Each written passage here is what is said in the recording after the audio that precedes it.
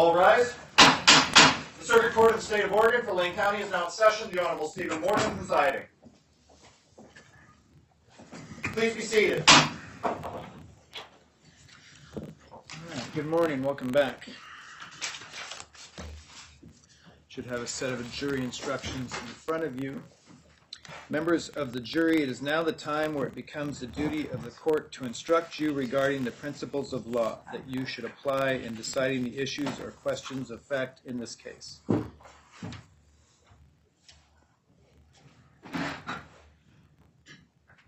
parties don't seem to have copies of the instructions, Your Honor. All right, well, let's get them copies of instructions. And ma'am, I'll ask you close those. It's the only one with the photos that. All right, well, just until it's your turn, you can close them.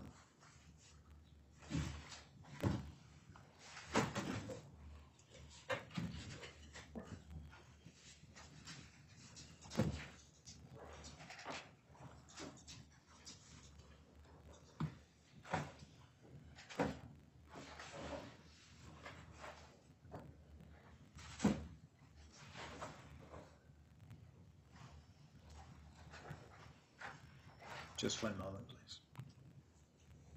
Are we print?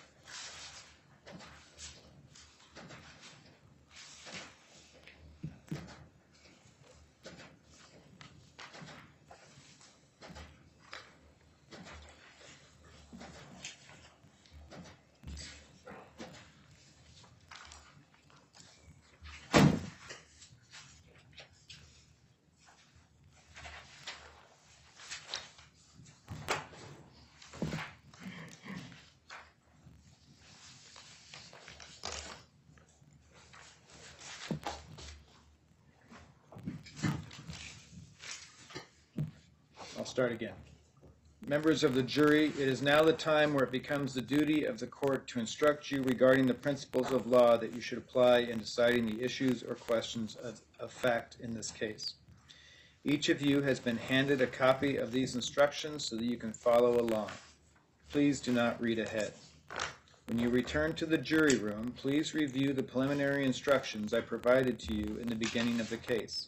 These jury instructions and the preliminary instructions are for your use. As you use them, do not place undue emphasis on any particular instruction, but rather view the instructions as a whole. It is your duty to weigh the evidence calmly and dispassionately, and to decide this case on its merits. Do not allow bias, sympathy, or prejudice any place in your deliberations. Do not decide this case on guesswork, conjecture, or speculation. You have the sole responsibility to determine what testimony or portions of testimony you will or will not rely on in reaching your verdict. When a witness testifies about statements made by the defendant, you should consider such testimony with caution. In reviewing such testimony, you should consider, among other things, the following. Did the defendant make the statement, and if so, did the defendant clearly express what she intended to say? Did the witness correctly hear and understand what the defendant said? Did the witness correctly remember and relate what the defendant said? Did the witness intentionally or mistakenly alter some of the words used by the defendant, thereby changing the meaning of what was actually said? If, after weighing such factors, you conclude that the defendant said what he intended to say, and that the witness to the statement correctly understood, remembered, and related to you what the defendant said, then you are authorized to consider such statements for what you deem them to be worth. If you find that defendant has been previously convicted of a crime, you may consider this conviction only for its bearing, if any, on the credibility of the defendant. Specifically, you may not use this evidence for the purpose of drawing the inference that because the defendant was convicted of a previous crime, the defendant may be guilty of the crime charged in this case.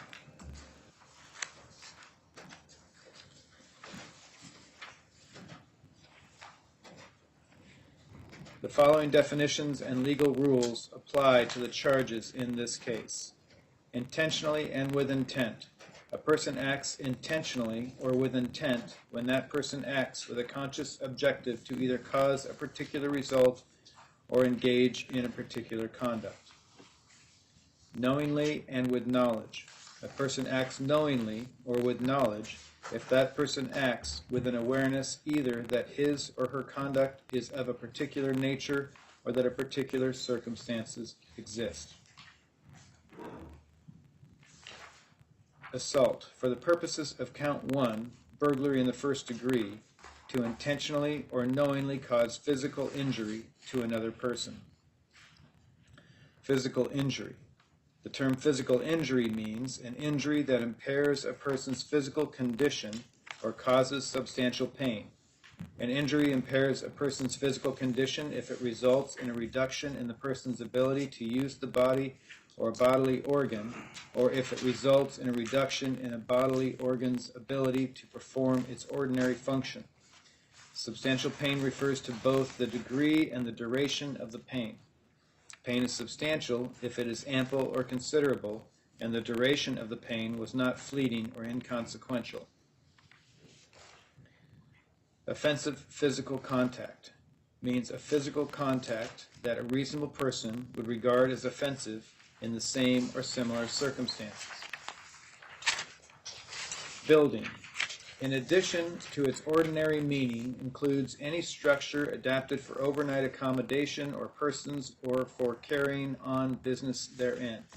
When a building consists of separate units, including, but not limited to separate apartments, offices, or rented rooms, each unit, in addition to being part of such a building, is a separate building.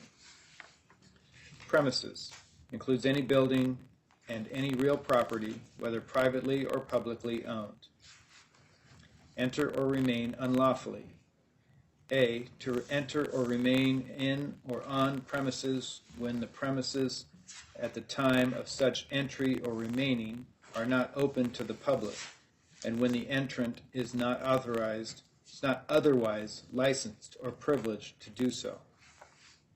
Or B, to fail to leave premises that are open to the public after being lawfully directed to do so by the person in charge. Or C, to enter premises that are open to the public after being lawfully directed not to enter the premises. Person in charge. A person or their representative or employee who has lawful control of premises by ownership, tenancy, official position, or other legal relationship. It includes, but is not limited to, the person or holder of a position designated as the person or position holder in charge by the governor, board, commission, or governing body of any political subdivision of this state. Violent, tumultuous, or threatening behavior. Physical conduct that is immediately likely to produce the use of physical force. Count 1, burglary in the first degree.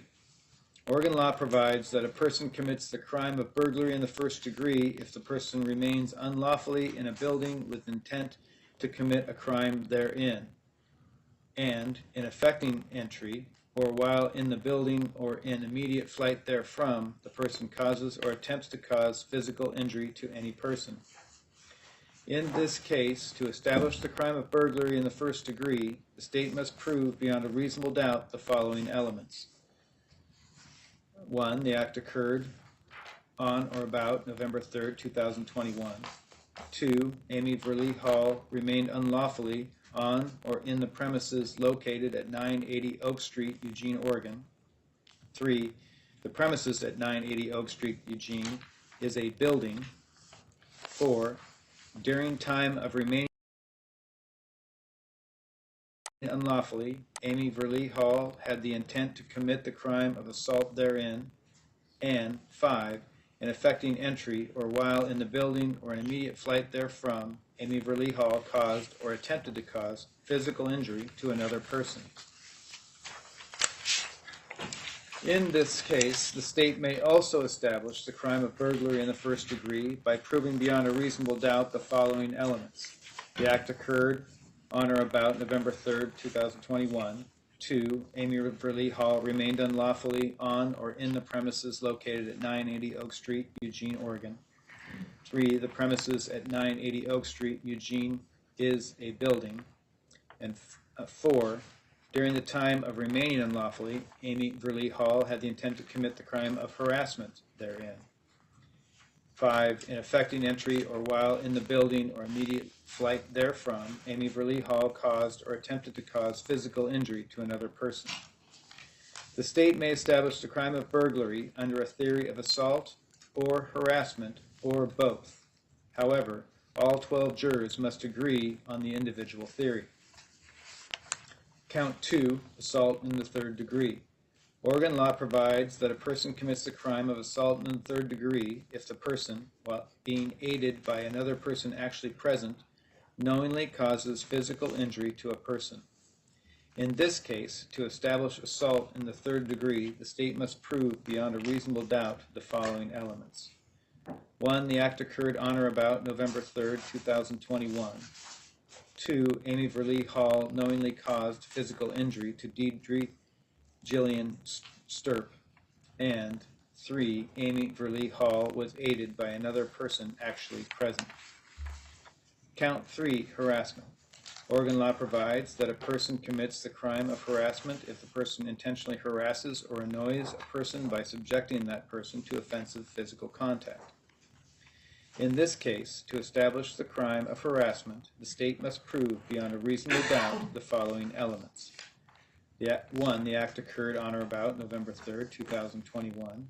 2. Amy Verlee Hall harassed or annoyed Deidre Jillian Sturp by subjecting Deidre Jillian Sturp to offensive physical contact. 3. Amy Verlee Hall intended the contact with Deidre Jillian Sturp to occur. And 4. Amy Verlee Hall intended to harass or annoy Deidre Jillian Sturp. Count 4, disorderly conduct in the second degree. Oregon law provides that a person commits the crime of disorderly conduct in the second degree if the person, with intent to cause public inconvenience, annoyance, or alarm, engages in fighting, violent, tumultuous, or threatening behavior. Sir, if you could have a different seat, we're keeping that front bar clear. In this case, to establish the crime of disorderly conduct in the second degree, the state must prove beyond a reasonable doubt the following elements.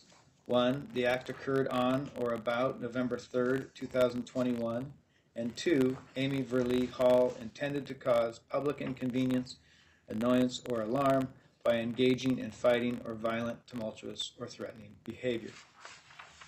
Count 5, criminal trespass in the second degree.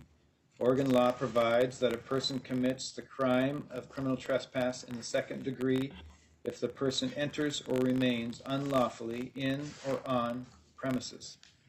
In this case, to establish the crime of trespass in the second degree, the state must prove beyond a reasonable doubt the following elements.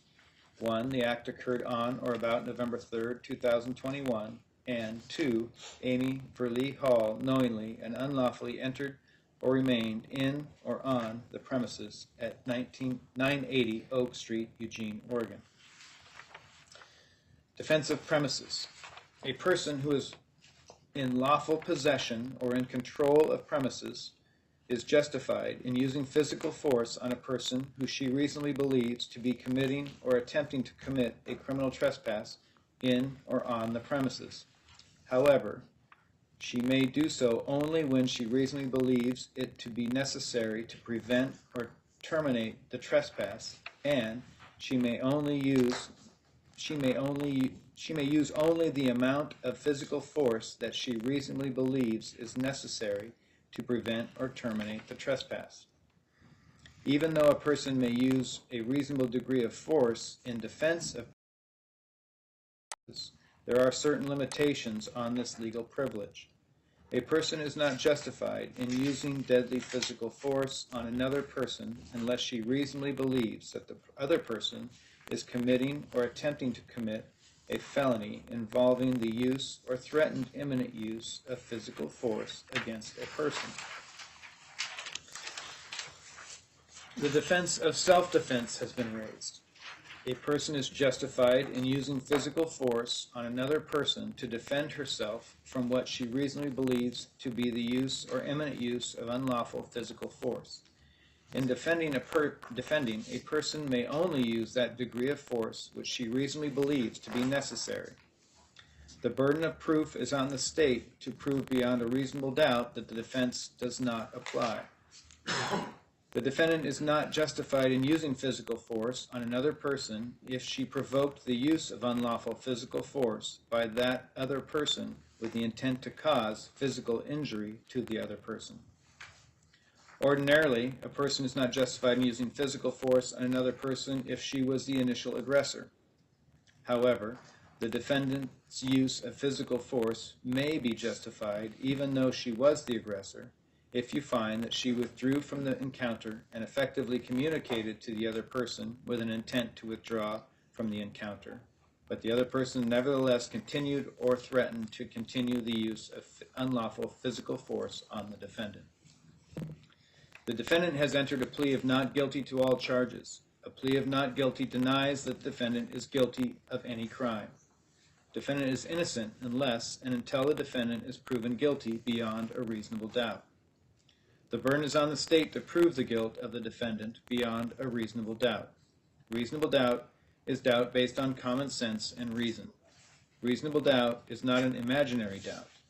Reasonable doubt is an honest uncertainty as to the guilt of the defendant. A reasonable doubt exists when, after careful and impartial consideration of all the evidence, you are not convinced that the defendant is guilty. We will now hear the closing arguments of the attorneys of the parties. After closing arguments are completed, I will give you some final instructions and you will begin your deliberations.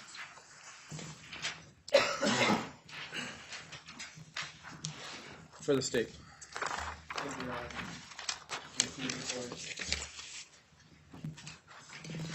Ms. Hall, members of the jury. So now we've heard all the evidence, and now we know beyond a reasonable doubt that Ms. Hall is guilty of all the crimes that she's been charged. Now I want to start by saying that this case is not primarily about, at all, the mask issue or the mask mandate. This case is, the prosecution of the state has no stake in that mandate, on the mask issue, whether those decisions were right or wrong. What this case is about is Ms. Hall's conduct on November 3rd, 2021. This case is about her conduct in From Together, the cookie store on that day. And it's about her decision to refuse to leave the store and become violent, ultimately assaulting and burglarizing the store. That's what this case is about that day. So, this case is also not about people's opinions of the law. It's not about people's opinions on whether the mask mandate, for example, was good or bad, or anything like that. You have the law in your hands that applies to this case. The jury instructions are the law. And that's what gets applied to the facts of this case. And that's your ultimate determination. The law is in the jury instructions. So how do we know that Ms. Hall is guilty beyond a reasonable doubt? I'm going to break that down and go over some of the evidence and discuss how we know these things. Now, we start with burglary in the first degree. That's in count 1. There are elements that set forth what needs to be proved beyond a reasonable doubt for that count, and those elements have been proved beyond a reasonable doubt. So, this is not your kind of typical burglary you would think about, right, where someone is breaking into a house or another building in order to steal, but it's still a burglary.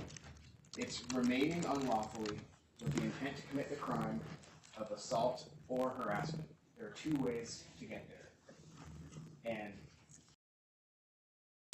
that burden has been met either way, and I'll break that down in just a second. So when you look at the elements of burglary, number one is that the act occurred on or about November 3rd, 2021. That's been proved beyond a reasonable doubt. The second element is that Ms. Hall remained unlawfully in or on the premises, or on or in the premises located at 980 Oak Street, Eugene. We heard testimony that Cal.Rptr is 980 Oak Street, Eugene. It's a building, it's a business where Ms. Sturm owns and has owned for 11 years. That's 980 Oak Street, Eugene. It's clearly a building. So that element has the words remained unlawfully. So Ms. Hall, we know, beyond a reasonable doubt, remained unlawfully in Cal.Rptr. She and Mr. Collin enter the store. That's open for business, right? They enter the store without masks on. Ms. Sturm almost immediately asks them to leave, or informs them they need to put masks on. And when they don't, when they start citing statutes to her, Ms. Sturm is trying to enforce the mask mandate. She's asking them to leave the business. It's her business. When she asks them to leave politely, she says, "Please leave my store." I think are her exact words. When Ms. Hall and Mr. Collin as well, when they don't leave, they are remaining unlawfully. They are remaining in that store unlawfully. Ms. Sturm asked them, made it clear multiple times that they were to leave her business. Ms. Hall did not do that. She was given that chance, and when she doesn't do that, she's remaining unlawfully. They weren't there to buy cookies, the evidence shows, or coffee. They were there to test, to audit, however you want to say it, this mask mandate that's in place. But either way, Ms. Sturm had a right to tell them, to ask them to leave her store. You know, no shirts, no shoes, no service. That applies. She can ask someone to leave the store that she doesn't want in there. She's going one step further by trying to comply with this mask mandate. By the way, that's State's Exhibit 21 includes Oregon administrative rules for the mask mandate, setting forth a civil penalty that Ms. Sturm talked about. That's a potential for not complying with that of $500 per day. So she's lawfully asking them to leave the store, and they do not. But irrespective of the mask mandate, she's in control of the business. It's her business. She's owned it for 11 years. She asked them to leave politely. They did not. So we know Ms. Hall is remaining unlawful. That's the first element there. Third, the premises at 980 Oak Street is a building. I already touched upon that. That's abundantly clear beyond a reasonable doubt. The cookie store isn't a building. It's a building. It's the ordinary meaning of a building. There's also a definition of building. You'll see that it fits. The fourth element, during time of remaining unlawfully, Amy Burley Hall had the intent to commit the crime of assault therein. Now this is where it will differ. It can either be intent to commit the crime of assault or intent to commit the crime of harassment. That would be that second way. Either way, both work beyond a reasonable doubt that Ms. Hall has committed this burglary. So, how do we know that Ms. Hall, had the intent to commit the crime of assault? Well, let's actually start with harassment. Let's start with that one, because that's kind of what happens first in time. Again, she's told multiple times to leave, and Ms. Sturm comes along after they're not responding to her verbal commands to leave the store. She comes along, you can see it in the video, that State's Exhibit 19, and tries to usher them out with their arms open wide, right? And comes over to Ms. Hall, asking her to please leave, usher her out, maybe brushes her a little bit with the chest. It's a little hard to see, that got a little confusing. But in any event, she's completely within her right to usher Ms. Hall out of the building with her chest, as the person in control of these premises, in order to stop or terminate the trespass. And it turns out there's an instruction directly on that point as well. And it turns out that Ms. Sturm was exactly correct in what she said in the video, that she has the right to refuse service and use a reasonable degree of force to terminate the trespass. And it's in the defensive premises instruction. It says a person in lawful possession or in control of premises, that's Ms. Sturm, is justified in using physical force on a person when she reasonably believes, or who she reasonably believes to be committing or attempting to commit a criminal trespass in or on the premises. So Ms. Hall was committing that trespass, and Ms. Sturm could use physical force when she reasonably believed the person was committing a trespass. Now, Ms. Sturm used a completely minimal use of force, if at all, as you can see in the video. She's trying to usher them out. And Ms. Hall's response is the violent shove to Ms. Sturm. Right? That's when Ms. Hall provoked things further. Instead of turning around and walking away from the get-go, instead of turning around and walking away, she shoves Ms. Sturm in her own business. She just committed the harassment by shoving Ms. Sturm. That's that first thing. She's remaining unlawfully with the intent to commit the crime of harassment. She went one step further and committed the harassment. So we're beyond even just an intent to commit. She committed it when she shoved Ms. Sturm. So from that point, there are qualifiers, however, in that defensive premises instruction. However, she may do so only when this is Ms. Sturm. Only when she reasonably believes it to be necessary to prevent or terminate the trespass, and she may use only the amount of physical force that she reasonably believes is necessary to prevent or terminate the trespass. So, again, Ms. Sturm's actions, the video shows, her testimony shows, wholly consistent with this. The first portion, when she reasonably believes it to be necessary to prevent or terminate the trespass. Well, Ms. Hall and Mr. Cullen were not responding to the verbal direction to please leave the store, to put a mask on, please leave. They weren't responding to it. So she's not obligated to go back and forth and have a conversation with someone filming them, not there to purchase anything.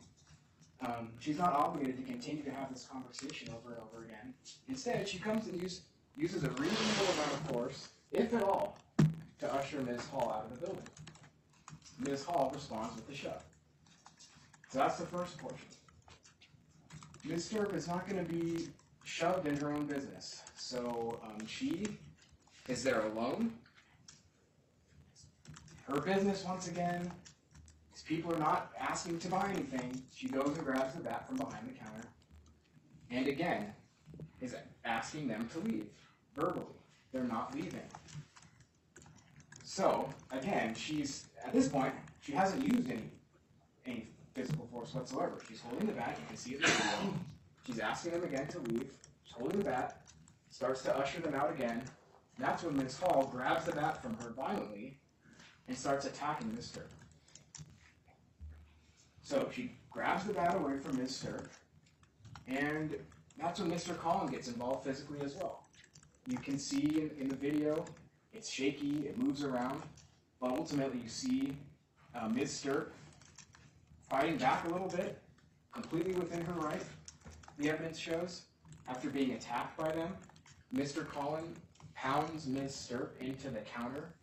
You'll see in the video, uses his arm, and then Ms. Hall just starts punching Ms. Sturm over and over again, as Ms. Sturm testified and as you can see in the video, causing this physical injury. So, Ms. Hall is she's continuing to remain unlawfully this almost the entire time. Objection. If you could stand when you object, please. What's your objection? I'd like him to define unlawful. I think the jury needs to hear what lawful and unlawful means so they Objection can is determine. overruled. You can have a seat. Almost from the get-go, Ms. Hall has been remaining unlawfully, and she continues at that point, once they grab the bat from Ms. Sturm, to wail on Ms. Sturm over and over again in the head. And you can see that in the video as well. You can see Mr. Collin eventually get the bat, Ms. Sturm's only line of defense, right? Get the bat from Ms. Sturm, and Ms. Hall is just wailing on Ms. Sturm. Ms. Sturm testified she was acting in self-defense. And you can see that in the video. She's not throwing any punches. She's got a hold of Ms. Hall's hair. in order to defend herself from these punches and from these people that weren't leaving her store, from Ms. Hall not leaving the store. There's a further instruction. At no point does Ms. Sturm ever use deadly physical force. And so that instruction's in there to help you as you see fit. But really, it's that defensive premises, the first two prongs there, color, and will help you understand what Ms. Sturm can and can't do. And it turns out when she informed on the video, again, Ms. Hall they had to leave and she can use a reasonable degree of force, it's basically right from these instructions. And that's what applies in this case. So she is continuing to punch Ms. Sturm, Ms. Hall is, and then we'll discuss the next element, which is element 5. And again, it's the same for either the intent to commit a crime of assault or intent to commit a crime of harassment. In both of those, that element, element 4 for burglary, Ms. Hall doesn't actually have to commit those crimes. Although she did commit those crimes. She doesn't have to actually commit them. She just has to have the intent to commit those crimes. But her actions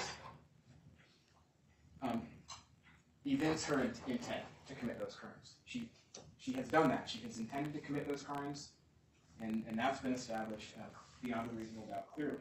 The fifth element is in effecting entry or while in the building or an immediate flight therefrom, Amy Burley Hall caused or attempted to cause physical injury to another person. So in effecting entry or while in the building, so while in that building there, and again, it's going to the video, or an immediately flight therefrom, so while in the building or while leaving it, Ms. Hall caused or attempted to cause physical injury to another person. Again, she doesn't even have to cause the injury, although she did. But she just has to attempt to cause the injury. But either way you slice it, she's done that. She's committed that fifth element of the burglary as well, beyond a reasonable doubt. She's punching Ms. Sturm over and over again in the face, grabbing her hair, and you have the pictures in State's Exhibits 1 through 18, I believe it is, showing the injuries suffered by Ms. Sturm on account of Ms. Hall's actions. So it's clear that Ms. Hall is intending and does cause physical injury to another person, that being Ms. Sturm.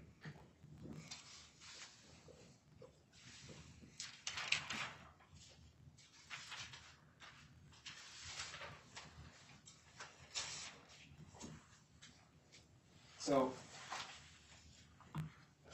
we may or may not agree with Ms. Sturm's decision to go back and grab the bat, but we don't have to agree with that to know, beyond a reasonable doubt, that Ms. Hall has committed these crimes. Ms. Sturm even, she testified, I think, she maybe would have made a different decision with respect to that, but you know what? It was still wholly within her right and wholly consistent with the law to do what she did. These two individuals can't come into a business, not leave when asked politely, and then just start attacking the business owner. It's wholly within Ms. Sturm's right to do what she did. Now, Ms. Hall is punching Ms. Sturm so much that actually you can hear in the video, after it goes on for a little while, you hear Mr. Cullen yell out Amy. It's as if he's trying to get Ms. Hall to come out and stop. Because even he can see it's gone way too far, and it has. So she's continuing to punch her, and finally when it stops, when Ms. Sturm is on the ground, Ms. Hall leaves.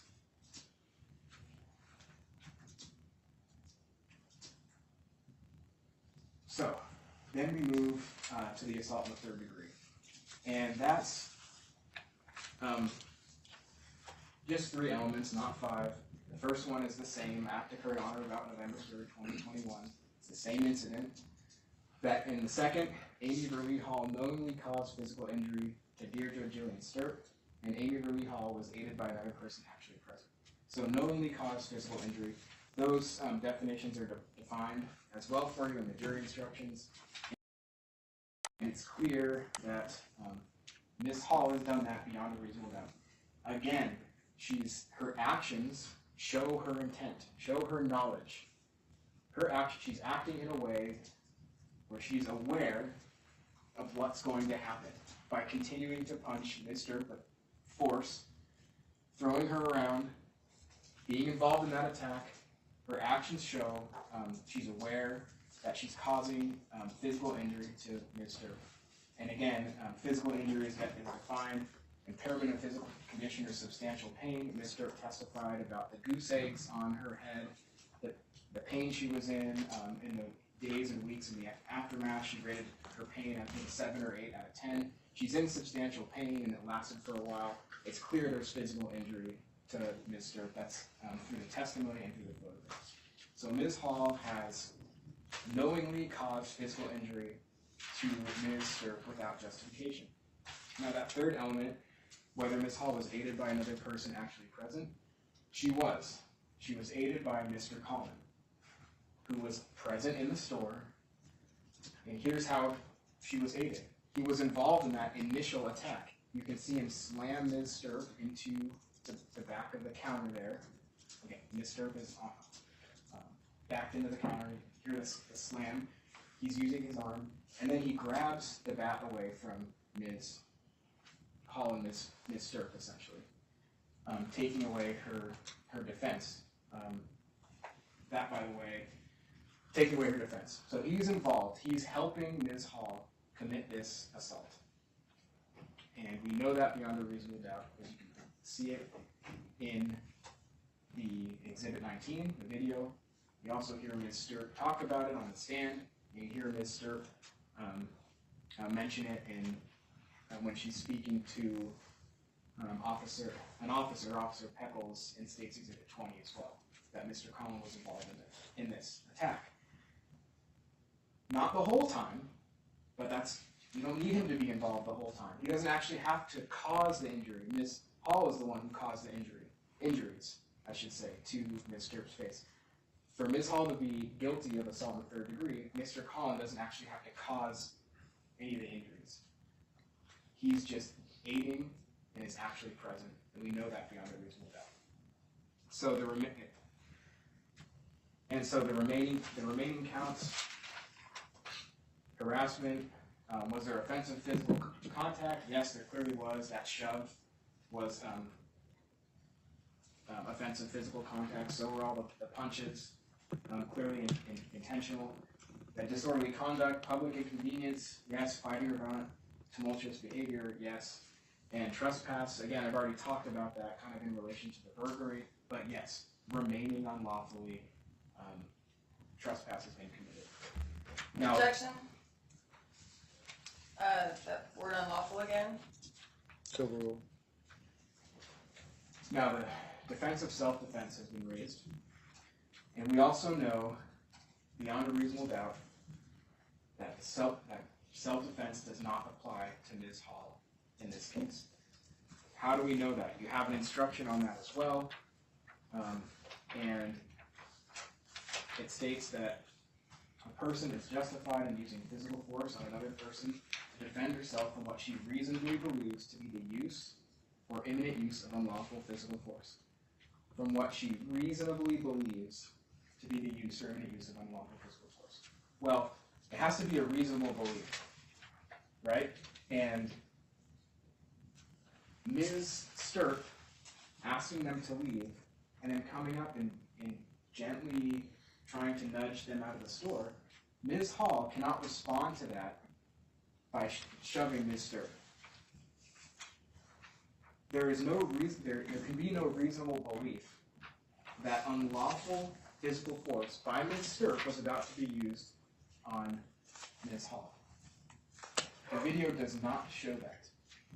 Ms. Hall provoked this attack, was the one who became violent and aggressive by shoving Ms. Sturp first, and then by grabbing the bat and beginning the fight and punching her. So there's no reasonable belief that unlawful physical force was about to be used on Miss Hall.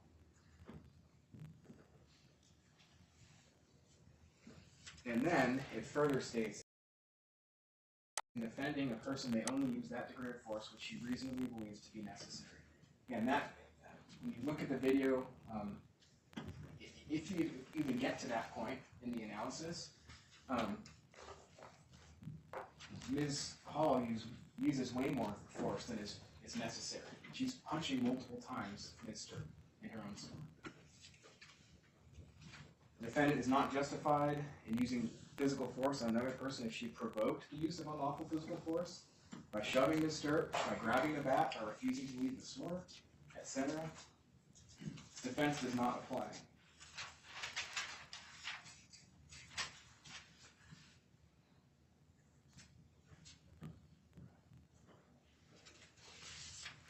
When you watch the video, you can see that who is the primary aggressor here.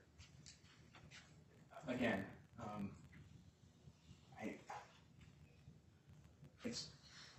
it's pretty clear in Exhibit 19, that video, colored by all the testimony, who was the aggressor, and what went wrong here. And it was Ms. Hall's decisions that day. So you can hear in the video, and you see that, they were not there to buy cookies. They were there to refuse to wear masks, to protest this business somehow, in a way that is not, in a way that turned out to be ultimately not lawful when they refused to leave. The video, the photographs, the testimony, we know beyond a reasonable doubt Ms. Hall is guilty of these crimes. There was no justification for them. She shoved Ms. Sturm, refused to leave, and then attacked her with significant force and violence, causing those injuries. She resorted to violence on a false understanding of the law. That's what the evidence shows. Again, the laws and the jury instructions. And there are strong feelings on both sides of the mask debate. Ultimately, that's not what we're here about. As citizens, we disagree all the time in this country, right? We disagree, and that's okay.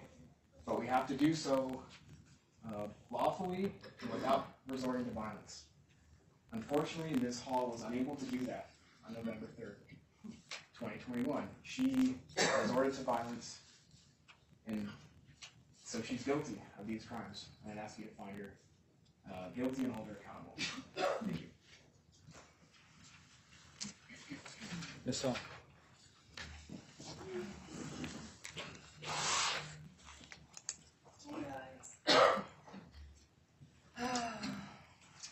I'm going to ask you for just a minute to put yourself in my position. Me trying Objection, to Your defend. Honor. Sustained. The jurors are not to put themselves in Ms. Hall's position. I'm sitting here defending myself in a court of law by myself against these guys, this guy who hasn't told the truth the whole time. Objection, Your Honor. Sustained. As you might guess, it's extremely overwhelming, frustrating, and eye-opening to be sure. Quite honestly, it seems to me, and maybe you as well, that the court is more interested in following procedure to get than getting to the whole truth. And I believe the way this trial is conducted makes that quite obvious. The only video evidence they had was the video that I provided, which Raptr stated under oath that no one has ever allegedly committed a crime and came up to him with the evidence of the crime and the item that they've stolen and asked them, can you please arrest me? We waited around for about an hour for them to determine how they were going to handle the situation. We're very cooperative, have been cooperative this whole entire time, even though this is an unlawful administration of justice. Objection. Overruled. When my friend Scott the other day took the stand, he was for to tell the truth, the whole truth, and nothing but the truth. And he wasn't allowed to do that. And neither was my friend Mindy Stone. They weren't allowed to do it. I was very limited to ask them how they could respond. Scott had first-hand direct information of what happened at the courthouse prior in the morning about the decision of visiting the cookie store, about what police were already doing on the scene when they hadn't even had time to respond to a call that hadn't even come in yet. You guys all saw me up here multiple times struggling to find the next thing I was going to say. What I was actually doing was trying to figure out a way to ask questions that wasn't going to be objected to, so you guys could all make a decision based on the whole truth. And I am not nearly impossible to do. Now, Mr. Mintz says that I went to a building that I wasn't legally allowed to be in, that Deirdre Sturm had the right to refuse service to me for any reason,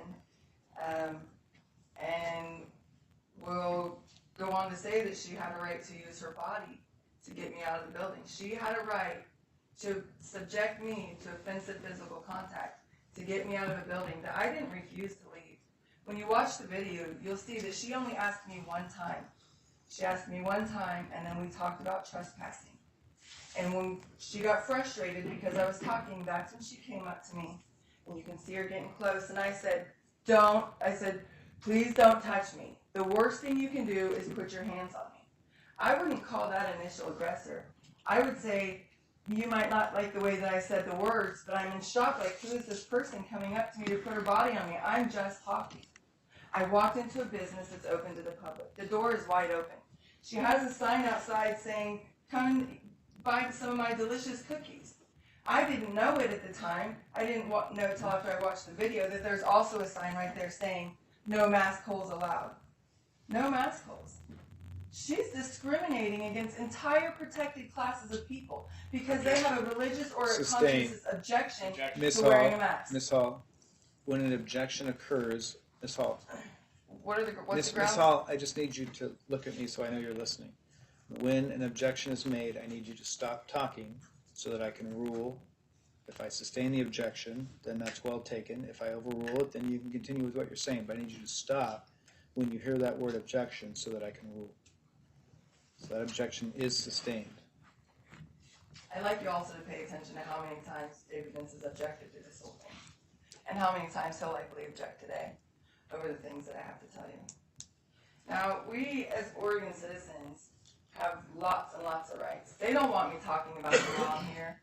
They don't want you knowing that I just might know a little bit about what I'm talking about. They want you to determine my fate and my future based off the limited amount of information that they've given to you.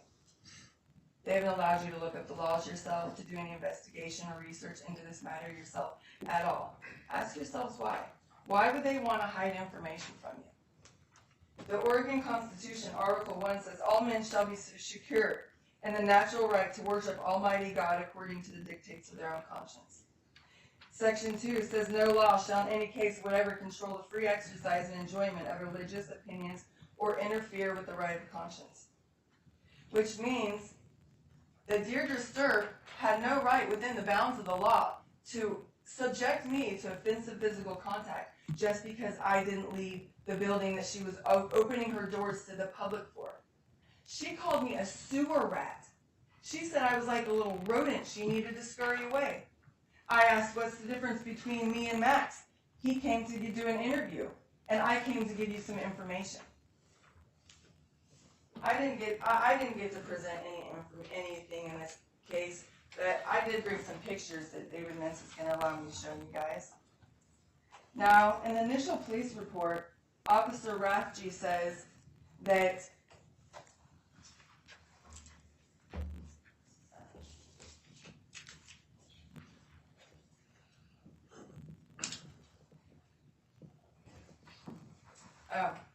he says that we go in to speak to the owner.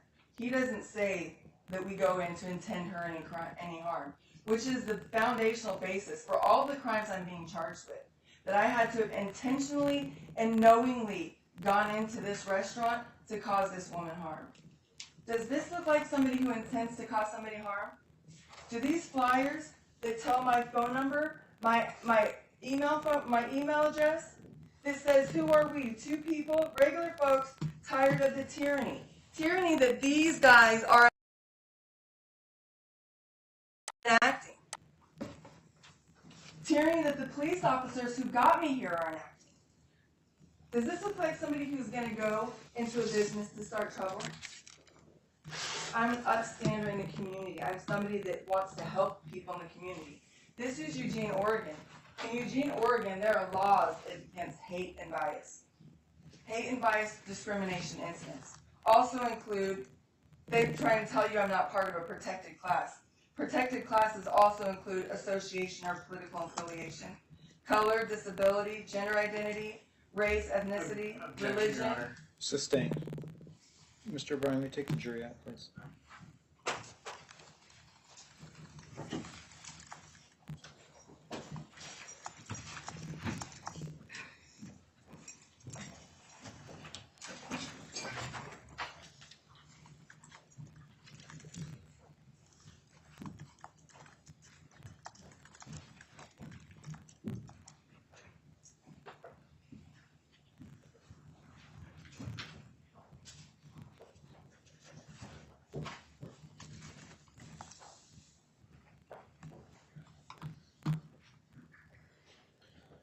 Ms. Hall, I already had a discussion with you about what that you were not permitted to do exactly what you just did,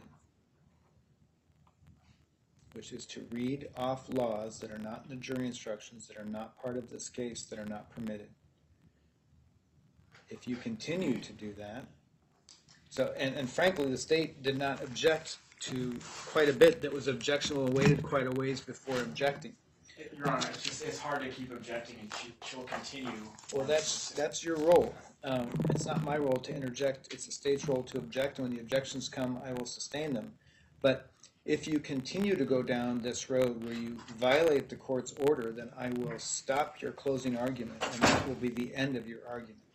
So, and on top of that, I took the jury out so we could have this discussion outside the presence of the jury, because frankly, these types of discussions risk prejudice to you in front of a jury. But I'm not going to continue to keep taking the jury out if you continue to violate the court's order. So there are two parts that I just covered. When you violate the court's order and an objection is made, the court will sustain it if it's sustainable. And if you do what you just did, then that's a sustainable objection. I will admonish you in front of the jury, and then if you continue with that, I will stop your closing argument, and that will be the end of your argument.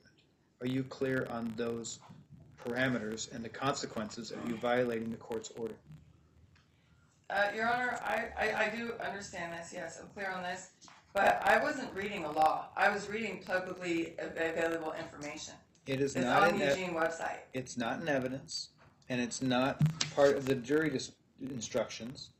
It's not even something you requested to be part of the jury instructions. So that is your parameters. The evidence that has been submitted into this trial and the jury instructions where the court has ruled on the law, and those are your parameters.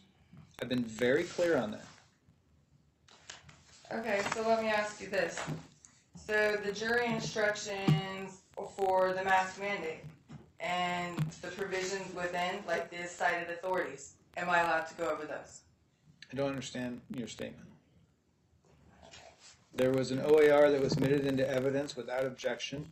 That's in evidence. That can be discussed.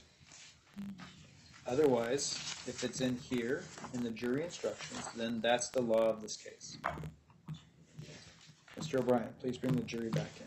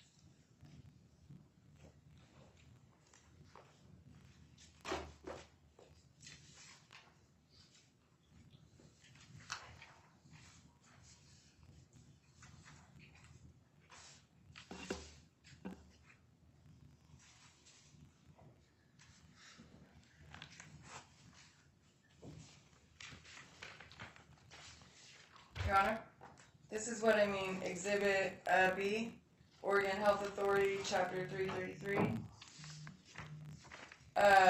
There is no Exhibit B. I was gonna put that one in it. Did we get chapters 333? No. Did we get chapter 333 added into evidence or jury instructions of the OARs? You have the jury instructions in front of you, so you know what's in the jury instructions. Mr. Mintz, what's the exhibit number of the OAR you offered? 21, Your Honor. We have Exhibit 21, which has the OAR, which is not in front of me right now. So Exhibit 19 is in evidence. The OAR that you requested, the 0005, is not in the jury instruction. It's not in evidence. You didn't offer it in evidence, and it's not in the jury instruction. Okay, this one that is. We're bringing the jury in, so Your Honor, the jury. please bring them in.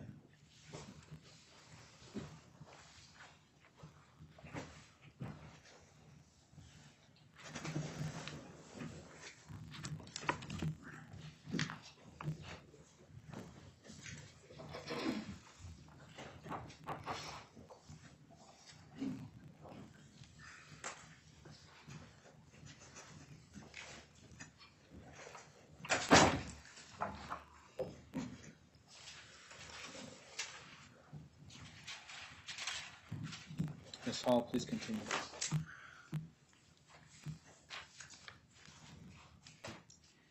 You guys heard Officer Cal.Rptr state the other day that he stands by his original PC affidavit. The information that's the foundation for prosecution. You said that you heard him say that he stood by it, which says that we flagged him down, the two of us did, and reported to him that we'd just been assaulted. You also heard him say that that's never happened before. It was the first time that anybody has ever came to him with something they allegedly stole in a video of the commission of this crime to steal this item. He also says in here that we believe for the mandates to be unlawful. And they want to say it doesn't matter whether the mandates are lawful or not. But I think it should matter to all of us. And sure, so should the word lawful.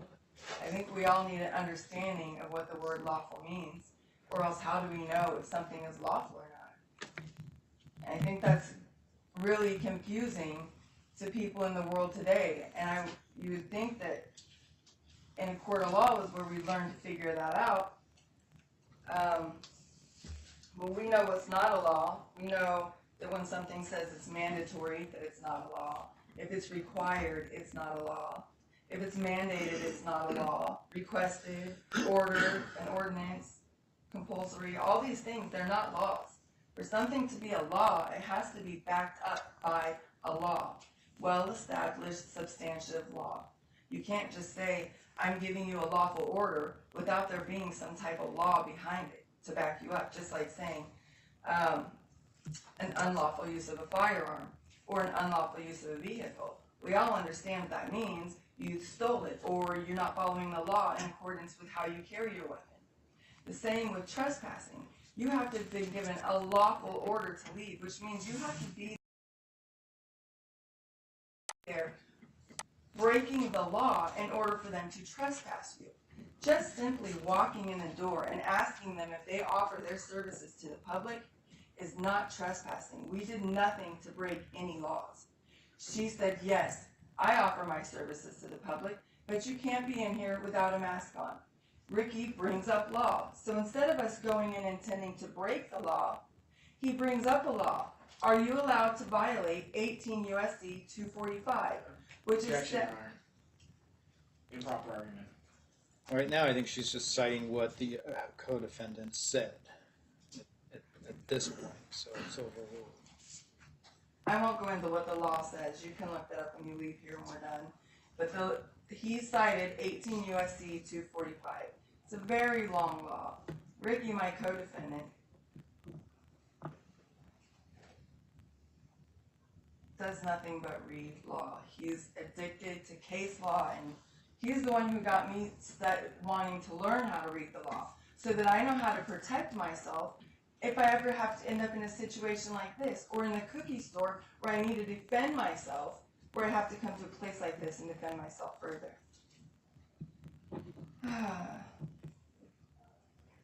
Raji says that we believe the mandates are unlawful. We believe the mandates are unlawful because we've read lots of laws pertaining to it. We have, I won't show them all to you, but Ricky and I have traveled Oregon, this whole state. We've been to almost every single county to ask these sheriffs who are running these counties, who put out these memos, lots of them. I won't read them to you. I'll just let you know how many there are. Moyer County Sheriff, Union County Sheriff, Columbia County Sheriff. There are laws attached in there also, which are very easy to read. The law, all you need is a 9th grade reading level to know how to read the law. It's simple, and it's a great way to learn how to protect yourself by knowing the laws. Columbia County Sheriff, Oregon State Lodge for Fraternal Order of Police. All of these guys go on to say that this is government overreach, which violates the Oregon Constitution and the law. So when Raji writes in his report that the mandates were unlawful according to our belief, it's not just our belief. There are public servants. The last line of defense against a tyrannical government, county sheriffs sent letters to Kate Brown saying, "My men are quitting because you are forcing them to wear masks," rather than going and arresting the governor who's putting these mandates in place. Sustained. The jury will strike and disregard the arguments about what other sheriff's offices are doing. My point is, we're not the only ones who know they're not unlawful. All these sheriffs know they're unlawful, and we've gone to them. We've gone to them with the laws that I'm not allowed to present to you, and said, "Hey, we found these. Why aren't you guys doing anything to help the people?" Because now trespassing has gone up 500% because these things that you say aren't enforced. Facts on evidence. Sustained. Imagine how much trespassing has gone up over the last 3 years, because instead of enforcing these mandates like they say they're not going to, they're enforcing trespassing. They wrote these letters saying they're unlawful and unconstitutional. Yet we go and try and get into their courthouses without a mask on, and we're threatened with arrest. They will enact violence on us for doing what we're lawfully allowed to do within our rights in the Constitution of the United States and Oregon. But they will still arrest us, even though they put out notices saying that they wouldn't enforce them. We spent two months before we got shut down because of this case. 2 months. And we were just going to show Deirdre the same laws that we showed these police officers. They're not going to tell you. These people who are paid to protect your rights aren't going to tell you how you fit within those rights and how they're there to protect you. We have unalienable rights. Each and every single one of us. Deirdre has unalienable rights. But what she doesn't have the right to do is use offensive physical contact on me to exercise her rights. We have a right of freedom to pursue health and happiness. We have the right to contract or not contract. We have a right to travel in an ordinary course of one's life and business.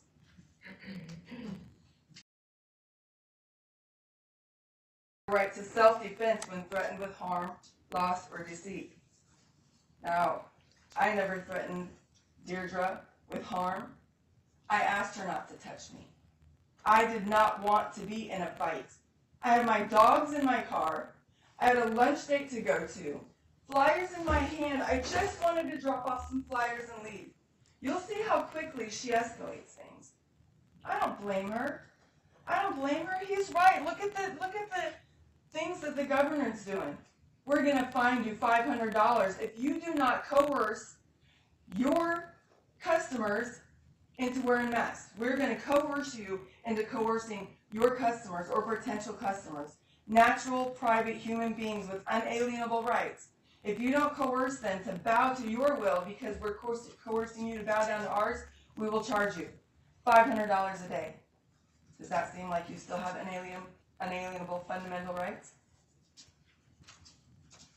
A right to due process of law with notice and opportunity to defend. I've hardly been able to defend myself this whole time. Objection, Your Honor. Sustained. Jury will disregard that statement. We have the right to presume innocent, suffering no detention or arrest, no search or seizure without reasonable cause. Now, my partner, Ricky, and I, part of our release conditions was that we wouldn't have any contact with each other. So for the... Your Honor. Sustained. The jury will disregard that statement. This has been going on for 14 months already. So imagine what my life's been like. Objection, Your Honor. Sustained. The jury will disregard that statement.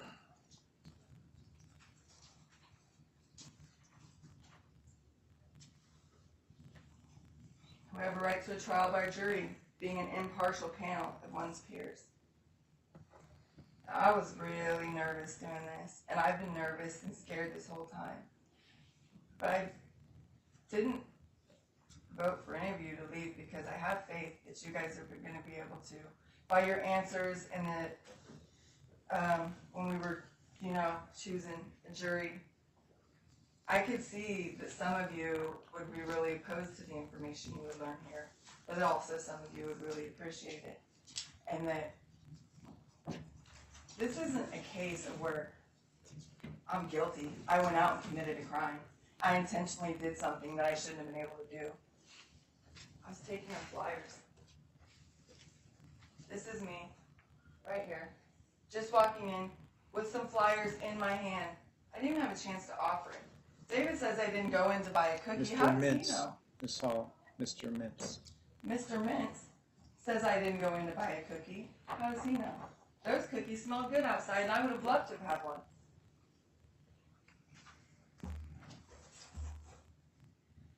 He doesn't think that I had a right to push her off of my person when she got close to me. Could you imagine if I wouldn't? What if she would have kept going, pushing me forward? There was a counter right behind me, and the door. I couldn't see where I'm going, so I'm just supposed to let somebody just push me back where I can't see behind me, fall and take that chance of hitting my head. Any reasonable person who doesn't want to be subjected to offensive physical contact would remove that person from their body. And that's what I did. She had the opportunity, if she was scared. Let's also take this into consideration. She's wearing a mask so that she can be in compliance with the mandates. What about the 6-foot rule? She forego the 6-foot rule so she could get close to me and intimidate me? And instead of using the phone that's in her back pocket right here, she goes around the counter and grabs a bat. I don't know what made her think to do that. But I know that I was shocked when it happened. I was utterly dumbfounded. I was even more dumbfounded when she came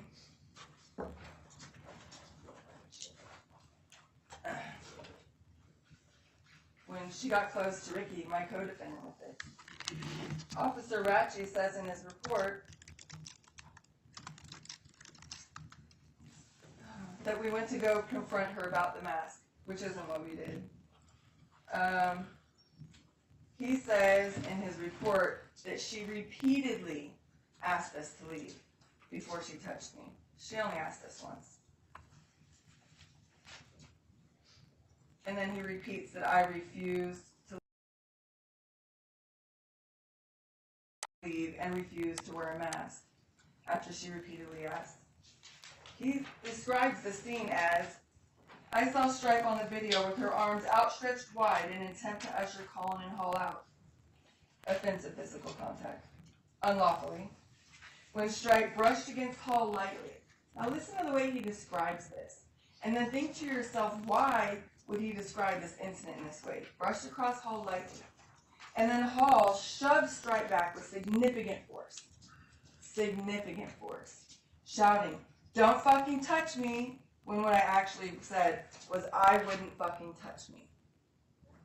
I don't know how many of you guys like being subjected to offensive physical contact, but it's a huge thing in my life. I've been tied up and stabbed in the neck.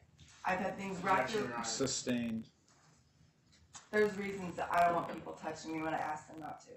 I didn't say, if you touch me, I'll hit you, like she claims. I warned her, don't touch me. The worst thing you can do is touch me. And she touched me anyway. And I didn't use any excessive force to get her off me. I just removed her from me. He goes on to say, the video showed Sturm retrieve a baseball bat from behind the counter. And again, order Colin and Hall out of the store. As Stripe repeatedly shouted at Colin and Hall to leave the shop, Colin and Hall shouted their refusals. When you watch the video, you'll see that we didn't shout anything at her when she's coming at us with the baseball bat. Nothing was said to her until I saw her raise the bat and look like she was getting ready to hit Ricky in the head with it. And I said, I fucking dare you. That's my guy. That's my person. My person.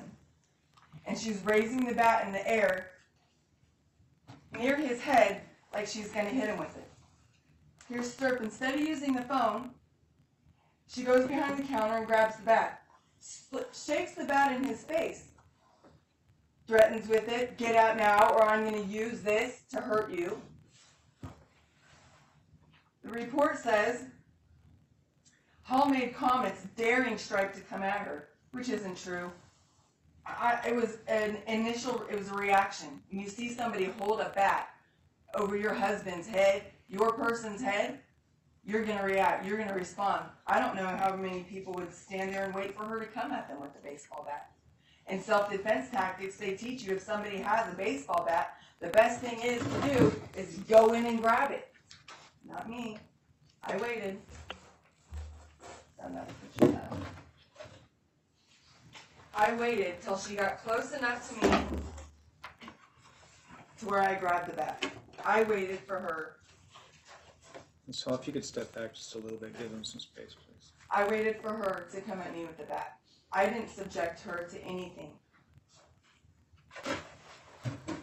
But Rafji in his report says that I dared her to come at me. He said, Stripe continued to order Colin and Hall out as she got closer to me. She advanced on me. She expected me to just leave and turn my back on her while she's got a baseball bat in her hand after she just shook it in my boyfriend's face and she's threatening me with it. I don't know anybody in their right mind that's going to turn their back on a crazy person with a baseball bat. If she's bold enough to go get the baseball bat, how do I know she's not actually going to use it on me? So I'm just supposed to back out without not being able to see where I'm going? Or I'm just supposed to turn around and hope she doesn't hit me? He says she got closer to Hall, holding the bat low and level to her stomach. This is how he justifies in his report what she did to me. Holding the ball low and level with Hall's stomach. Oh, let me grab this other report where he says it better. He wrote 2 of these, by the way, and he he testified on the stand that he stands by the statements that he said in these reports. The reports that are the foundation for me being here in the prosecution's case. He says when she got closer to Hall, holding the bat low and level with her stomach, not in an aggressive fighting stance. When suddenly, Hall grabbed the bat and a physical fight ensued. Like, how dare I? How dare I grab the bat and prevent myself from getting hit with it? How dare I? When suddenly, Hall grabbed the bat. Does this look like a non-threatening manner to you? Where did it go? Sorry.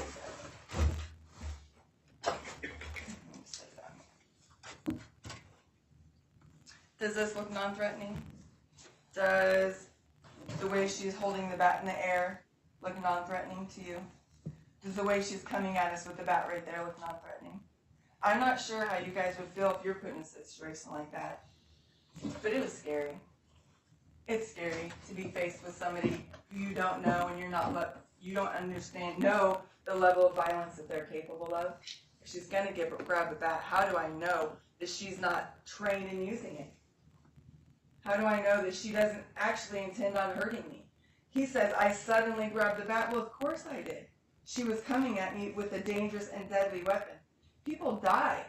All it takes is one time getting struck in the head with one of those things and you're dead. She's not using it in the manner it's meant to be used in for baseball. She's using it as a defense weapon. And he says, well, it's the only weapon she had to defend herself. What did I have? Some papers and words? That's all I had. I was there with papers and words. Rap Chief made these false sworn statements in a PC affidavit that he handed over to the prosecutor. And the prosecutor is prosecuting me on perjured PC affidavits. Has been prosecuting me on those perjured PC affidavits for 14 months now. You have no way of knowing this, but my discovery... Objection, Your Honor. That's sustained.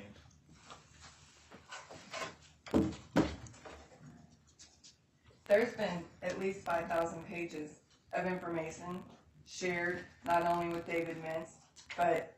Objection, Your Honor. Sustained. Ms. Hall, this is not appropriate argument.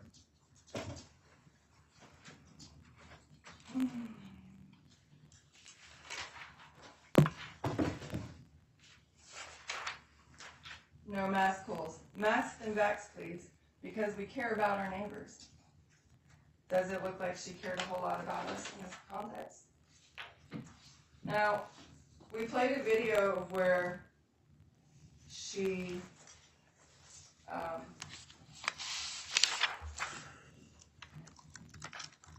gave her statement to Jennifer Peckles, the police officer who showed up, and her statement pretty much goes in line with the statement that the cops made to have me prosecuted. She says, she admits to, I touched her with my chest. Then she says, she hauled off and hit me.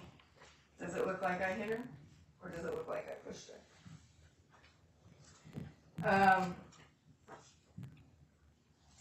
And they say in this report here,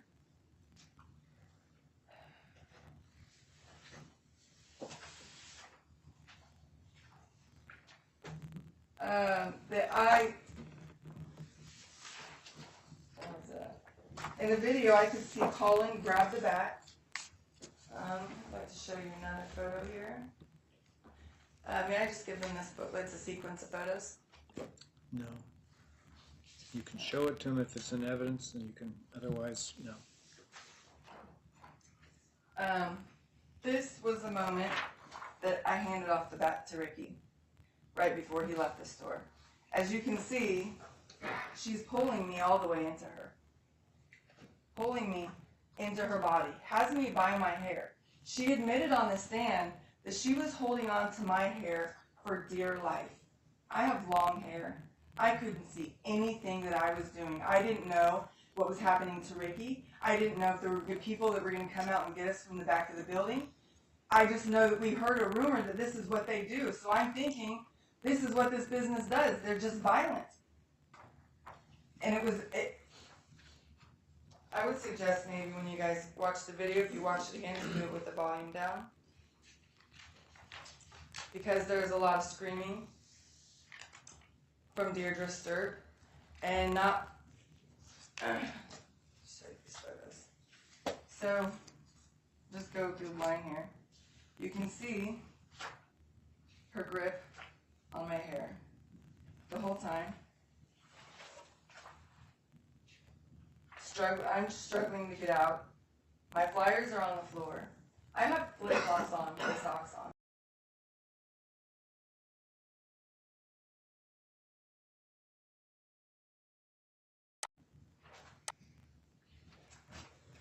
All these photos of Deirdre Sturm holding onto my hair while she's screaming at me to get the F out, get the F out.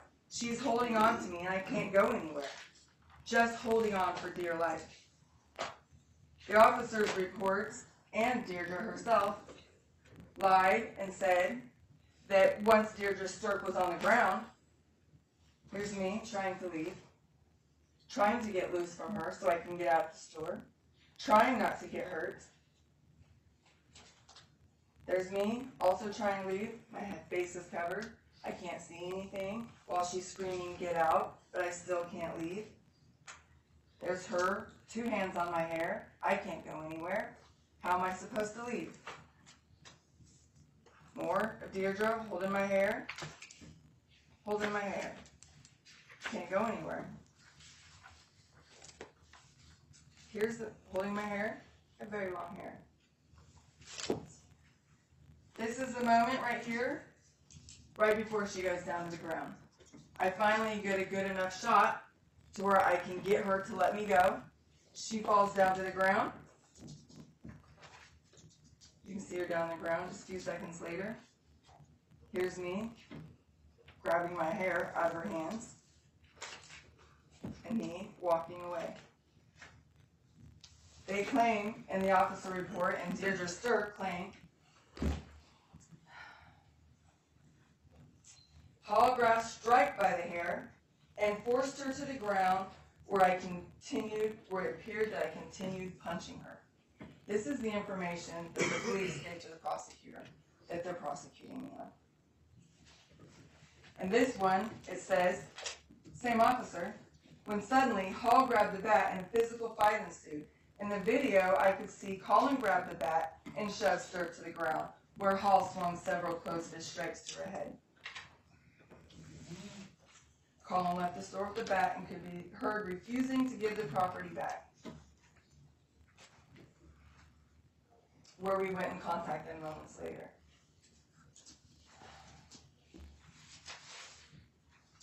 I know people want to believe that business owners have a right to refuse service for any reason, but there's a reason that the Civil Rights Act of 1964 exists, so that there is no such thing as discrimination anymore. What Deirdre did was discriminate against me based on hate, bias, prejudice. We've already established she called me a sewer rat because I came in to offer her information. She's not indiscriminate about who she allows into her business. She allowed Max to come in and do an interview for her. Told him, take off your masks. We're not mask Nazis. We're after hours. Our business is closed. Take off your effing mask. But yet you assaulted me for not leaving after you asked me to one time. You subjected me to offensive physical contact that I am extremely opposed to. But you invite Max in. Doesn't seem like it's fair or just. 49 seconds after we walked into the door is when Deirdre put her body on me. We never said, no, we're not leaving. We don't have to. We have a right. You have to serve us. We demand that you serve us.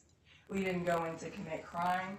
All we did was stand there and talk with my flyers in hand. I think I said 20 words maybe. 20 words. And those words had to do with law. Laws that could empower her, not only as a business owner, but as a natural person to make decisions based off her own conscience, not what the government is going to make her, penalties the government's going to impose on her if she doesn't comply. We were there to offer her help, not cause her any harm. We weren't there unlawfully. If in order for us to be in there unlawfully and trespassing, we would have had to have been breaking the law. It's just not wearing masks isn't breaking the law. Us not leaving just because she asked us to leave immediately isn't breaking the law. Subjecting someone to offensive physical contact is.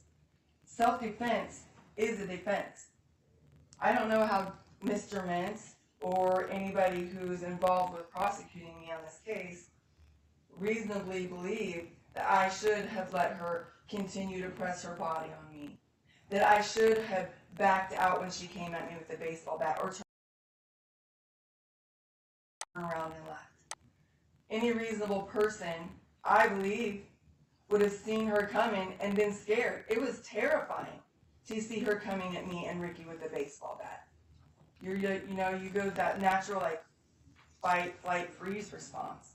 It was frozen until I seen her lift it up over his head like she was actually going to hit it.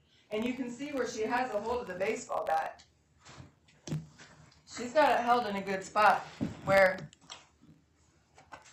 All it takes is one good thing, and he could be crippled, brain dead. Who knows?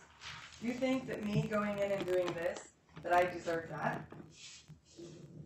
There is no doubt at all that she suffered injuries from this. We got slammed into her baker rack. You know, I had a goose egg on my head from a baseball bat. Ricky never touched her, and they all know that he never touched her. The officers say that, well, we can't get him for an assault 3 because we actually never saw him lay his hands on her, which is true. He never actually did.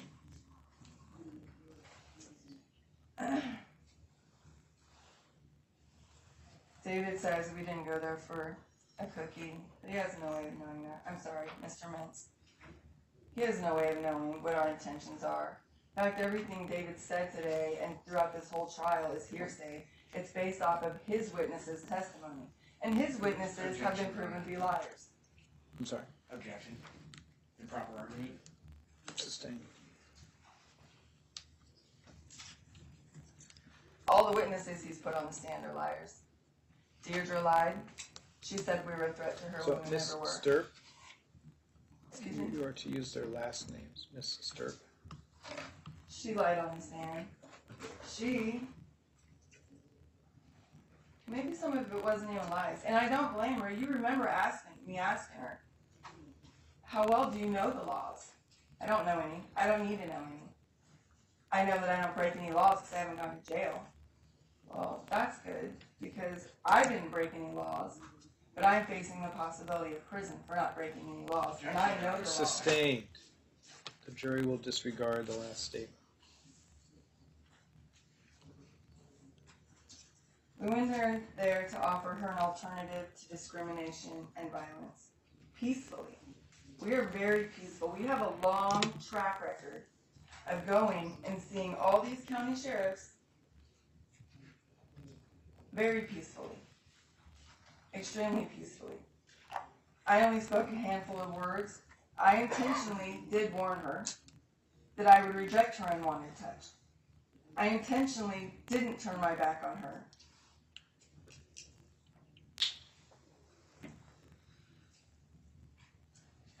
Intent.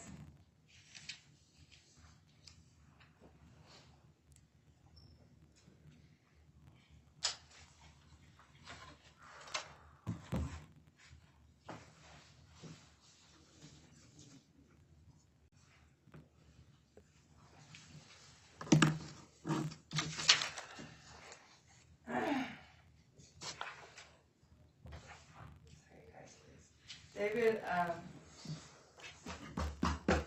I testified on the stand, and in my testimony, afterwards, David brought up my criminal history. Brought up the fact that I've been to prison, and that I've Objection, been... Your Honor. The improper argument. Well, it's facts, not in evidence, for one. That and improper argument. So, this objection sustained as a facts, not in evidence at this point. I haven't heard where the argument's going, but My point is, David brought up something that I did back in 2015. But David won't tell you what I've been doing So, since Ms. Hall, 2015. I've instructed you to refer to Mr. Mintz as Mr. Mintz, to refer to the parties in this case by their last name according to trial court rules. I would ask you follow that rule. Apologies. Mr. Mintz brought up my history, what I did, the mistakes I made back in 2015. But he hasn't told you about how I've been living my life ever since. All I want to do is learn... Objection, facts, not in evidence, improper argument. I'll let her finish the statement, then I'll rule.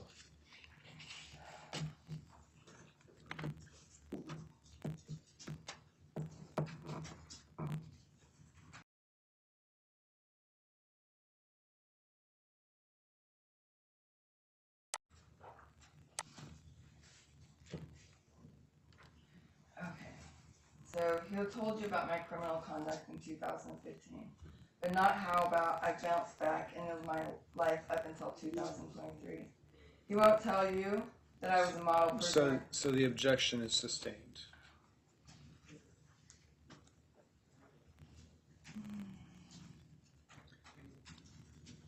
My starting over, living a good life, didn't just happen when I got out of prison. It happened while I was in prison. I was a model prisoner. I had a really good job making preemie So, babies. Ms. when I was Hall, young. I sustained that objection. I just didn't know what you were stating. I didn't know what the objection was to. And let me just pause, because I will go back, since this is a very important issue, to make sure the jury gets, well, they're all important issues, but in the instructions I read to you before argument, I stated that you may not use evidence of prior convictions for drawing any inference regarding whether the defendant committed this crime. It specifically says that you may consider this conviction only on its bearing, if any, on the credibility of the defendant.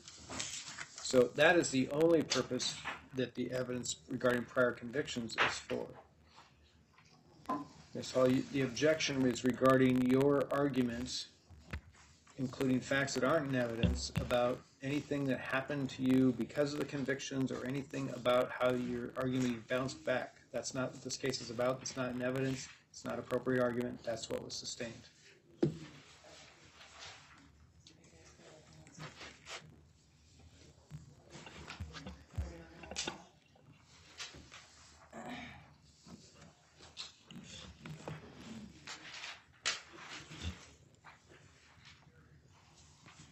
Okay, well, let's go over what I can talk about. Count 2, assault in the 3rd degree. David's trying to say that he is proved beyond a reasonable doubt. Well, number 1 is true. It did occur on November 3rd, 2023. He's trying to convince you that I knowingly and intentionally, even though the language isn't in there, that I knowingly... Objection, Your Honor. That's improper argument. It's incorrect statement of the law, sustained. That I knowingly caused Deirdre Mr. physical injury. And that I was aided by another person present. Ricky never hurt anybody. He never had intentions to hurt anybody. He never even put his hands on her. He got shoved into her baker rack. Because as she's coming at me with the bat, I grabbed the bat from her, and that's when we started wrestling. We wrestled over the bat, and he got shoved into her baker rack. She had hit him across his face. And you can see in that picture where I handed off the bat to Ricky, and she has my face just holding me, and she's holding my hair the whole time, and I can't get loose, and I can't see. So the thought that I knowingly went in there to cause this woman harm is absolutely ludicrous. It's false, and I think I've been able to prove that beyond a reasonable doubt, which is the verdict that you guys have to come up to. You have to decide that I'm guilty beyond a reasonable doubt. Harassment. The act occurred on or about November 3rd. That I intentionally harassed or annoyed Deirdre Sturm by subjecting her to offensive physical contact. And I think we already went over which one of us subjected the other to offensive physical contact. Me asking her not to touch me is probably the opposite of subjecting her to offensive physical contact.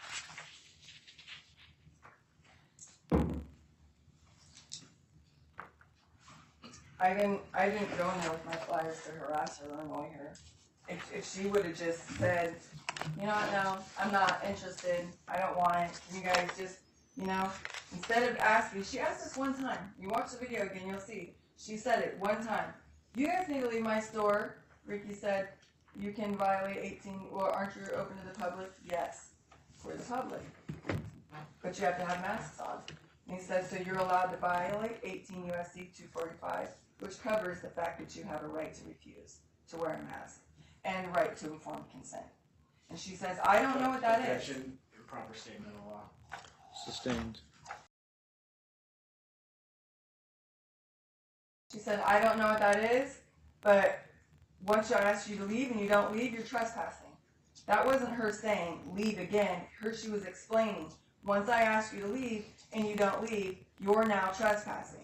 And I said, well, trespassing is more like if you're stealing or something, just my little way that I do.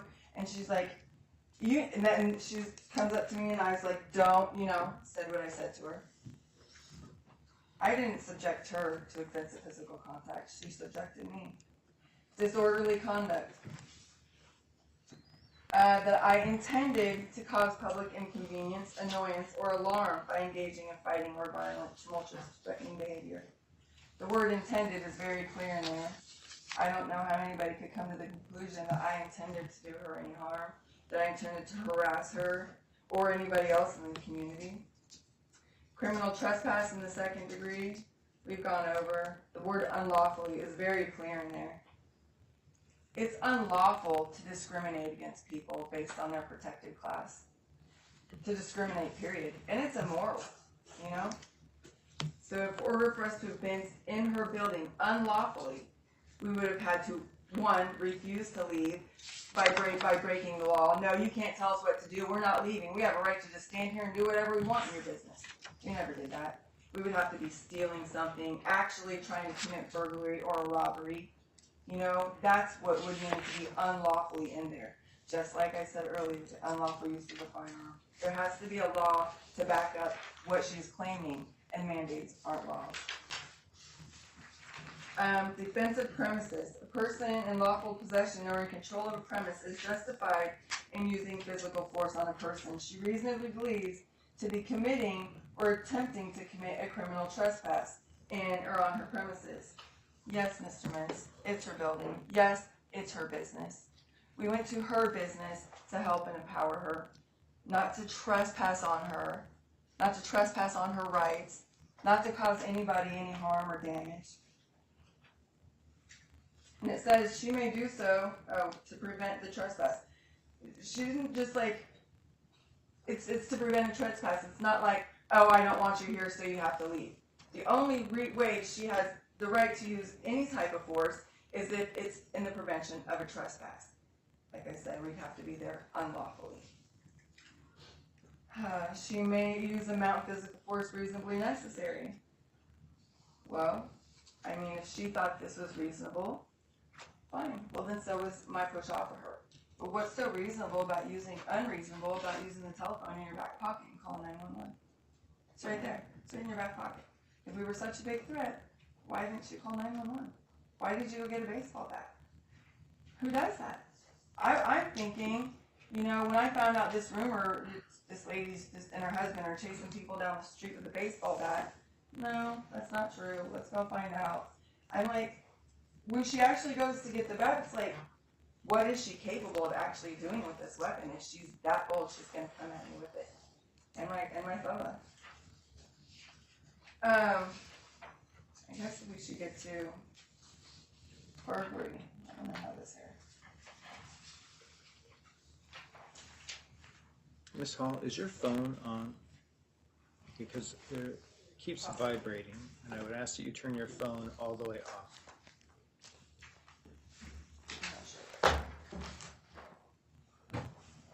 You just put your documents on it. Oh, thank you.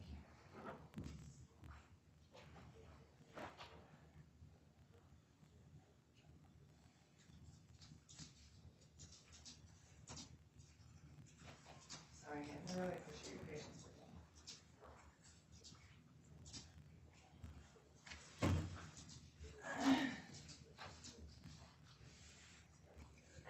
I just want to go over a couple more things really quick. Officer Rachi maintains that I was the primary aggressor. There's a huge difference between aggressive and assertive behavior. I'm an assertive person. If I don't want you to touch my body, and I don't want you to cross my boundaries, I'm going to make sure that you know that. And I'm going to give you the opportunity to make a different decision. I'm not going to just jump to being violent with somebody. I'm a protector. I'm not a violent fighter. I don't want to fight anybody. I've been doing it my whole life, and I'd rather I could never fight anybody again. I would prefer it that way. Rachi said he has 15 years of experience with law enforcement, but he's charged me crimes that he knows I didn't commit. I'm sure he understands the word lawful and unlawful. Yeah, I'm still here being charged with this. I just need to look over this definition of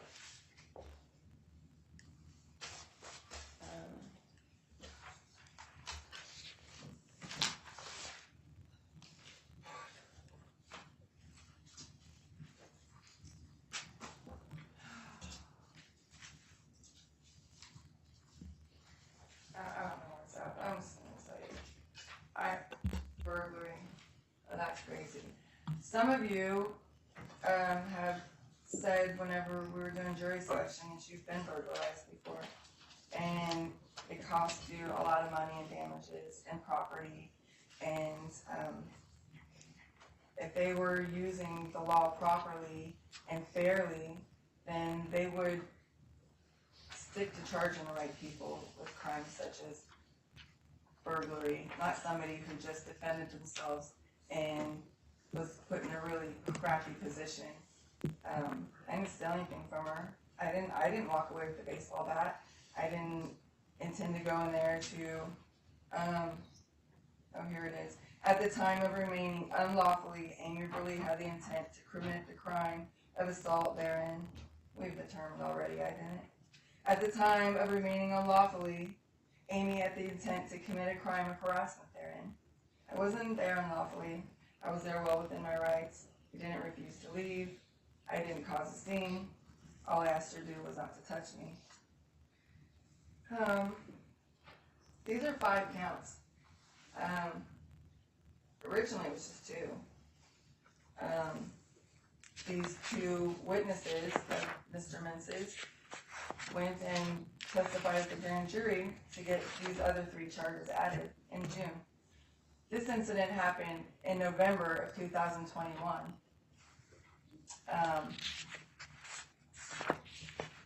By June, I no longer had an attorney, but I had no indictment charges on 3 more. Objection, Your Honor. Sustained. Jury will disregard that statement. There's a hate and bias response toolkit that's available on the Eugene website in Eugene, Oregon. I don't know if you guys know this or not, but Eugene, Oregon is the self-proclaimed human rights capital of Oregon. Objection, Your Honor. Sustained. But they talk about in this hate and bias response toolkit. Ms. Hall, I have sustained the objection. Those are facts that are not in evidence. Oh, I'm sorry, I wasn't aware of the objections to.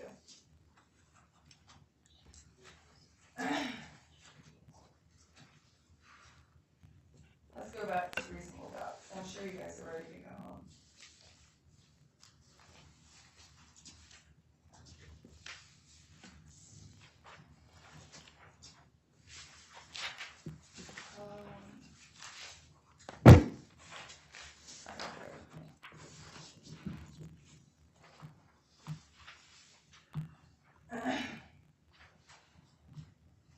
So the standard in a criminal case requires that a jury be satisfied to a moral certainty that every element of the crime has been proven by the prosecution. Every element of all the crimes I'm being charged with. The standard of proof does not require that the state establish absolute certainty by eliminating all doubt, but does require that the evidence be so conclusive that all reasonable doubts are removed from the mind of an ordinary person. Elements of a crime.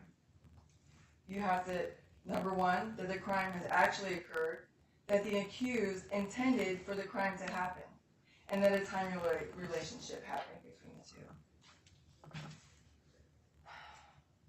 I entered a public place that had its door open. I didn't break any law. I was not aggressive. The police already knew we weren't breaking any laws by being in a public place because we weren't arrested at the courthouse just an hour prior, where not only did they try to get us to go in without masks on, but they solicited trespasses. Police officers solicited trespasses Objection, to have us removed. Acts on it. It's sustained.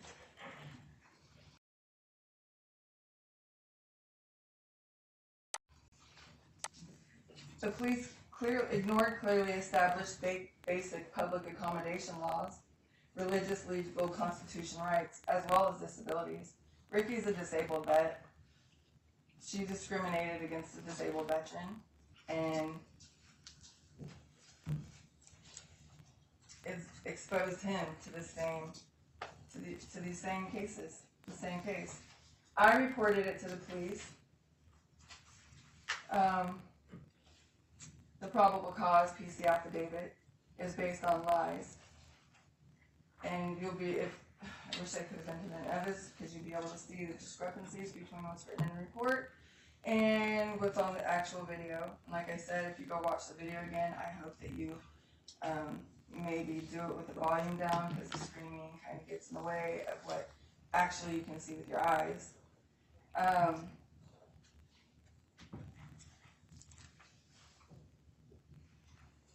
Both of his witnesses that went on up. I also might need to remind you that there was supposed to be 5 police officers testifying in this trial, but there was only 1. If I was guilty and they were able to easily prove it, they could have probably done so by putting the other police officers on the stand. I want you to maybe consider why they didn't put them on the stand, why they didn't want to give me a chance to cross-examine them, why they didn't want to give me any more time to enter evidence into exhibits, why he rested so quickly, as well as keeping in mind all of his objections that he's made and all of the limitations that have been put on me throughout this proceeding where I'm here to defend myself.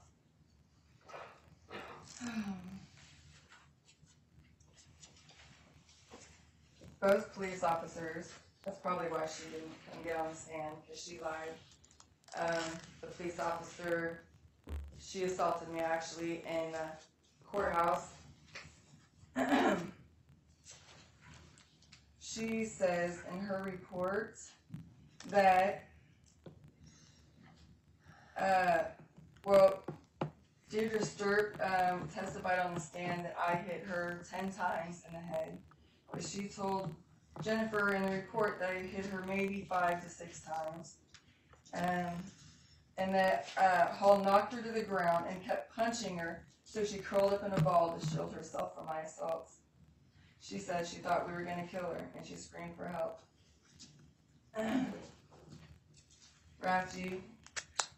Mr. Rafji testified that he agrees with what is written in his report, which you guys won't be able to see. But his testimony is that I grabbed her by her hair and forced her to the ground, where I continued punching her. Her statement to the police wasn't that I pushed her off of me. It was that she took a swing at me. She hauled up and hit me. I didn't go get my bat until she started swinging. I wish I could have played these in evidence, but I wasn't able to.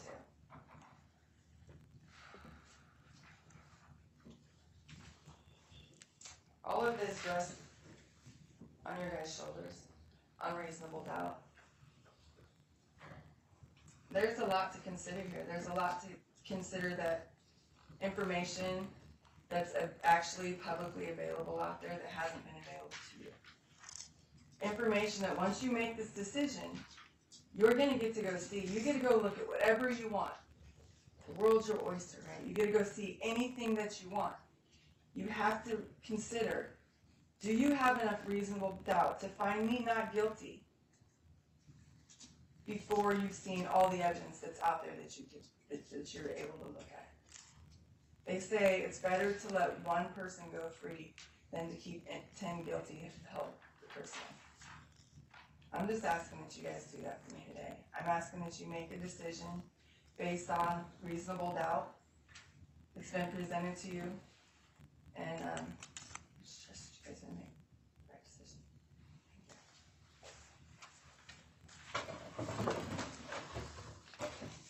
Mr. Mintz. And actually, just one moment. If everybody wants to, we've been sitting a long time. If you want to stand and stretch and get your blood flowing for just a minute before I have the state begin, feel free to stand up for a second and get your blood flowing. I think that helps us in this process. I'll just take a minute.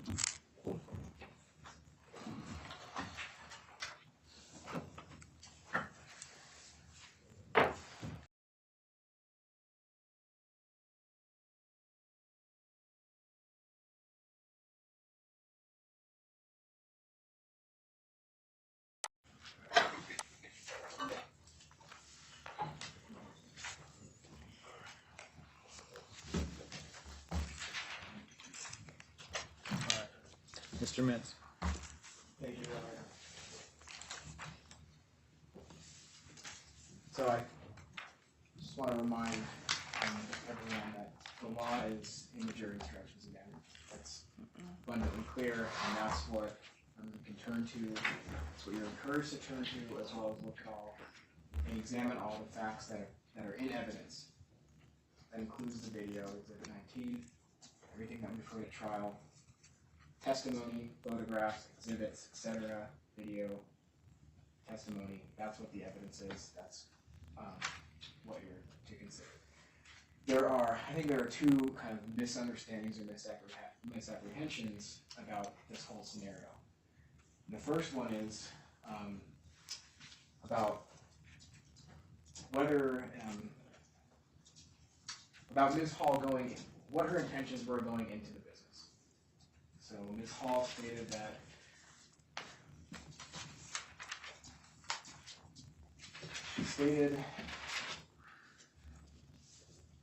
or the state is accusing her of not being legally allowed to go in the store.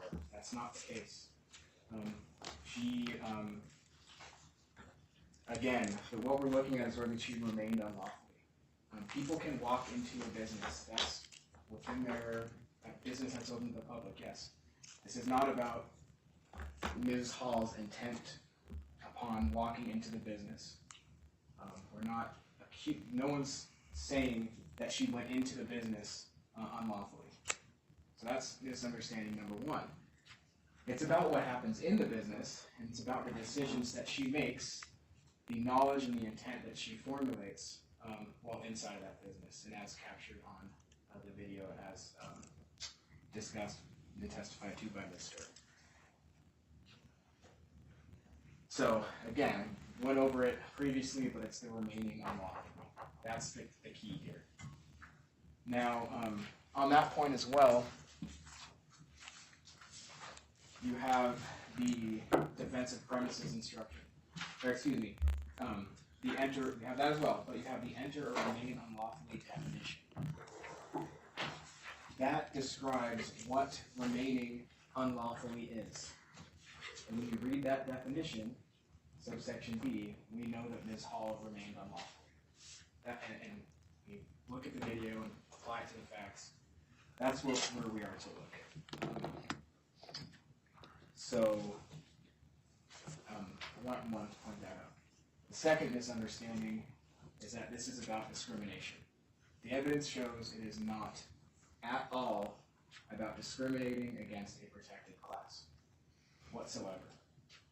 Totally not relevant. Ms. Sturm testified that she was not discriminating against people because of their race, their religion, their national origin, their color. Protected classes that are enumerated and protected in the foundational laws of the country in our state, right? Ms. Sturm was not discriminating against any protected class. Is everyone that was enforcing the mandate throughout 2021, the mask mandate, discriminating? They were trying to comply with the rules as given by the state of Oregon. They were, in addition, someone wearing a mask or not is not an enumerated protected class in those laws. So this is not about discrimination of a protected class. That's the second key misunderstanding here. 18 U.S.C. 245 is a federal hate crime statute. It's designed, it's one of the cornerstones of the Civil Rights Act. It's designed to prosecute people for interfering with, intimidating, and injuring people because of their protected class, like race, color, national origin, religion. It's not an issue here whatsoever. It's cited, Mr. Collin mentions it, okay? It's not an issue. It's not in jury instructions because it's not relevant for your consideration in these jury instructions and in deciding facts. I'm talking about what's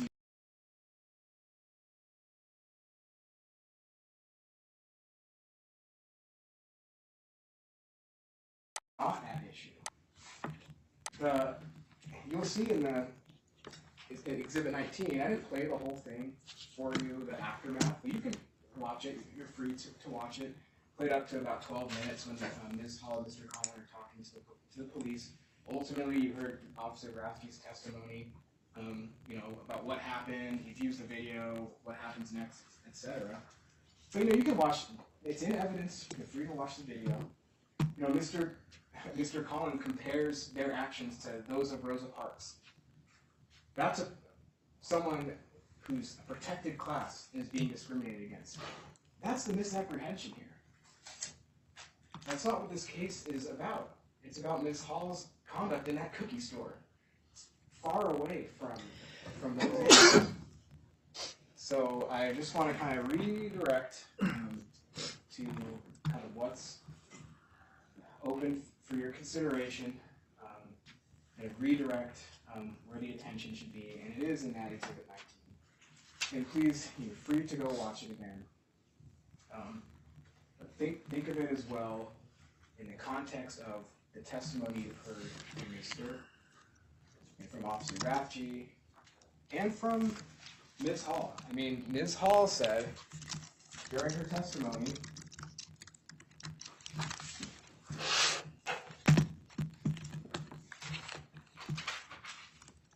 that Ms. Sturm threatened her with physical violence. See, that's not in the video. Yes, Ms. Sturm gets a bat when Ms. Hall is remaining unlawfully, and when Ms. Hall didn't respond to her trying to usher her out and stop the situation. So, Ms. Hall also testified that she was trying not to hurt Ms. Sturm. I think the video cuts against that. You can see how she's continuing to berate, wail on, punch Ms. Sturm. Even after Mr. Collin, after participating, after being present and aiding this assault, even after he steps away to continue to film, Ms. Hall is just wailing on Ms. Sturm.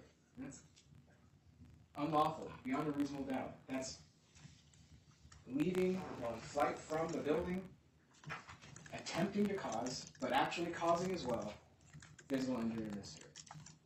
So I'll leave it at that, except just to say that focus on what's been presented at trial, focus on the jury instructions, and when you deliberate carefully, you'll see that the state's proved this case beyond a reasonable doubt with respect to each element and with respect to each charge. So I'd ask you to find Ms. Hall guilty of all those charges. Thank you. All right, so when I started to read the instructions just before arguments this morning, the very beginning of the instructions refers to the preliminary instructions that you all should still have that I read at the beginning of the trial.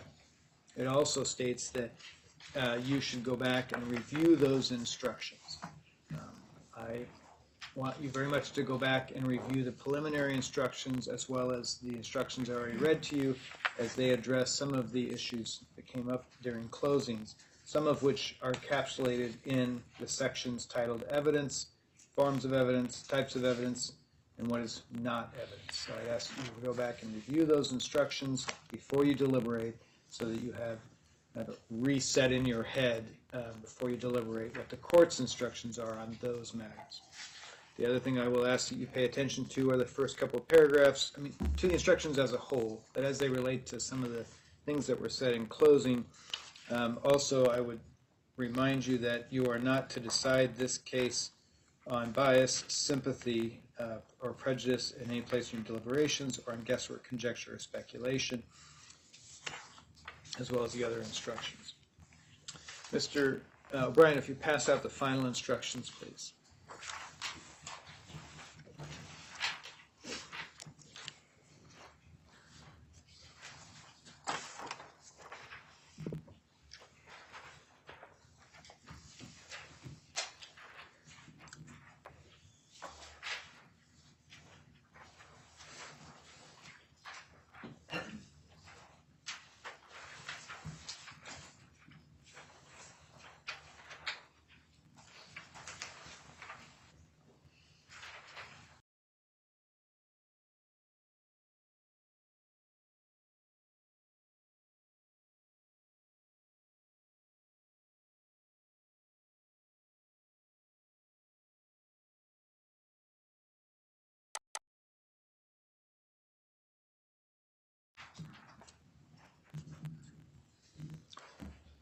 All right.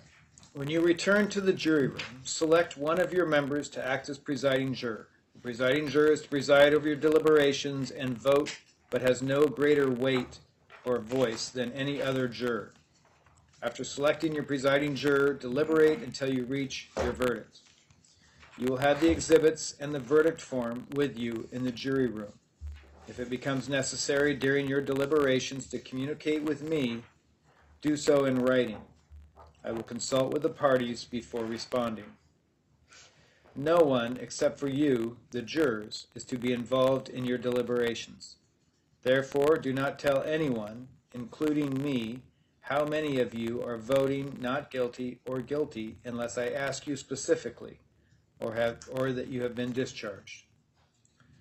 Follow all the instructions on the verdict form. Guilty verdicts must be unanimous, which means all jurors must agree on a verdict of guilty. Not guilty verdicts may be non-unanimous. At least 10 jurors must agree on a not-guilty verdict. When you have arrived at a verdict, the presiding juror will sign the verdict form. After you have reached your verdict and the presiding juror has completed the verdict form, fold the verdict form in half and signal my clerk. Do not disclose the contents of your verdict to anyone, including any court personnel, until it is received in open court. After you have arrived at your verdict and have signaled my clerk, court will be reassembled to receive your verdict. The verdict form will go back with you into your deliberations. The presiding juror will be in charge of the verdict form. Count 1 is listed twice on this verdict form, and that's because it deals with the two different theories in which the state has alleged. So count 1, parentheses, assault, count 1, parentheses, harassment. The jury is to deliberate and vote on each of those different theories. And then, of course, the rest of the counts as well. When you come to your verdicts on all counts, the presiding jury foreman, will sign it and date it after you've completed the form. The first thing I would like you to do when you go back into the jury room, however, is to first to decide your jury foreman, so that person can be kind of running the meeting, so to speak. And then I need you to decide your lunch schedule. It is noon at this time. My preference would be that you would take your lunch right away, so then you can come back and deliberate. Part of that is because I have a meeting that I'm supposed to also attend at lunchtime. However, you're in charge of your schedule, so if you want to deliberate for some short period of time and then go to lunch, that's up to you. When you leave to go to lunch, how long you take for lunch is up to you. So when you're ready, when you've decided that information first before you begin anything else, when you decide that information, knock on the door, inform my clerk so that we all know what your schedule is going to be. When you go to lunch, we'll release you, you'll go out the door, and then we'll meet downstairs at the time you decide you're going to meet, and then we'll bring you up, okay? At least 30 minutes for lunch, okay? I would encourage you to take an hour or a reasonable lunch period of time, but that's all up to you, okay? Mr. O'Brien, would you please take the jury out and conduct yourself as you've previously been sworn?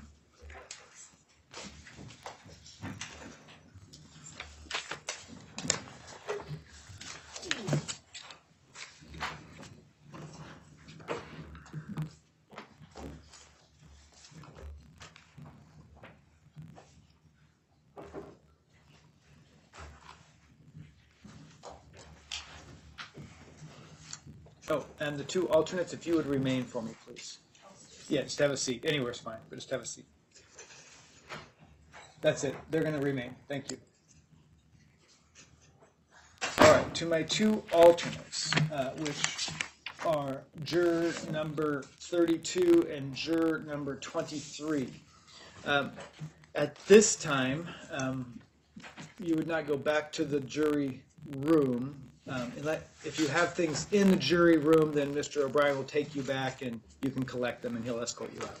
But at this time, you won't go back to deliberate as we still have our primary 12 jurors. You are still on your jury duty, however, and you are not released from your jury duty or the court's admonitions yet.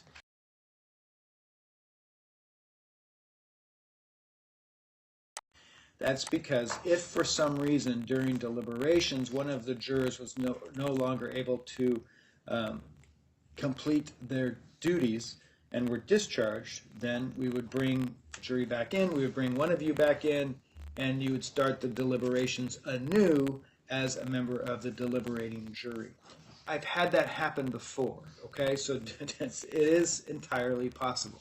All scenarios happen at some point. So you are released from the courthouse. I need you to give your contact information to either one of my clerks when Mr. O'Brien. Do either of you need to go back to the jury room? I do. Okay, so I'll have him take you both back just so you stay together. He'll take your phone contact information. Do either of you live like out in Florence or Oak Ridge or hours away?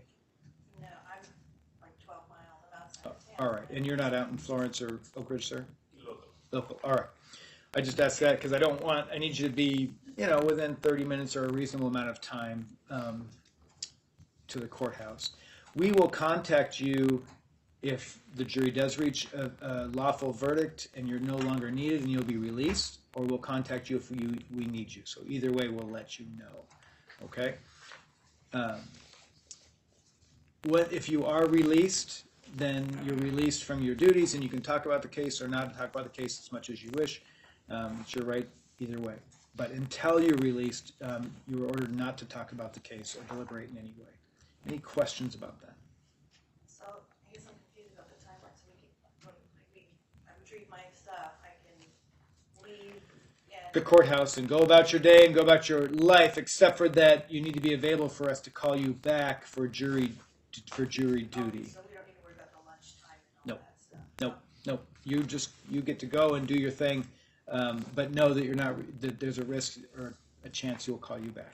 It takes just about a half hour for me to get back. Yeah, and half hours. I mean, we'll be reasonable about whatever it takes. It's not. I worry about these very rural locations, and I want to be aware of that. But we'll be reasonable as far as getting you back here at a reasonable amount of time. Okay? Are we allowed to stay with the jury when they're deliberating? No. You're in fact not. Only 12 people go back to deliberate. All right. When they're here, like when they're deciding announcing The verdict.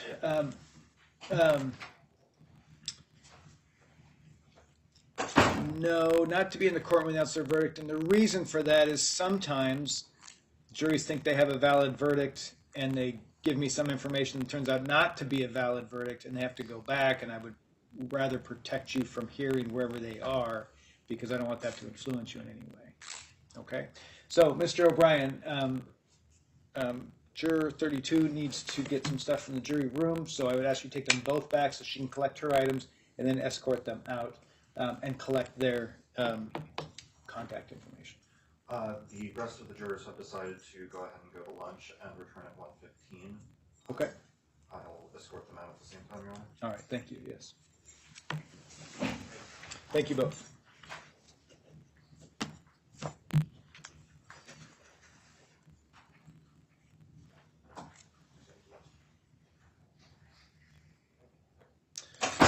All right. Any exceptions to the jury instructions? No, Your Honor. Ms. Hall? All right. All right. So please make sure that my judicial assistant has your contact information so that we can contact you if the jury has either they have a jury question or when they get when they reach a verdict, we'll call you both back. And you need to be within 10 minutes of the courthouse so that we can get the jury's verdict as quickly as possible. You've heard them, they're going to go to lunch and be back downstairs at 1:15, so please be mindful, and I'll address everybody in the courtroom. Please be very mindful when you're about the courthouse community so that you're looking for jury buttons and not discussing anything about the case if there's any juror around. All right, any other legal matters before we take a recess? Ms. Hall? Yes, but they won't be addressed, so no. All right. Deputies, if you could do me a favor and just remain out in the lobby to make sure that our jurors get all the way out and before you take off. Thank you. We're in recess.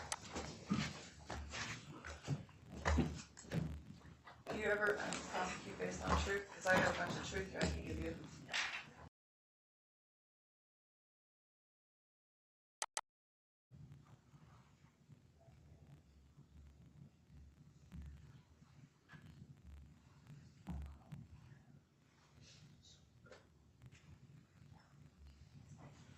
All rise.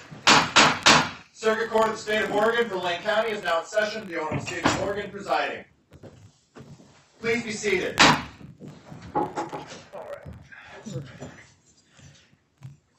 Here on the record in 21 CR 53964, State of Oregon versus Amy Verlee Hall. This is, I'm told that we have a verdict in this case. Just a word, I guess, to the gallery that when the jury comes in, there's to be no responses, and the verdict is read, there is to be no responses or reactions. Anything otherwise would be inappropriate. The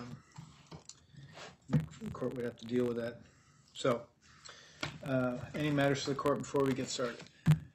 There are. No. All right. Then, Mr. O'Brien, please bring the jury in.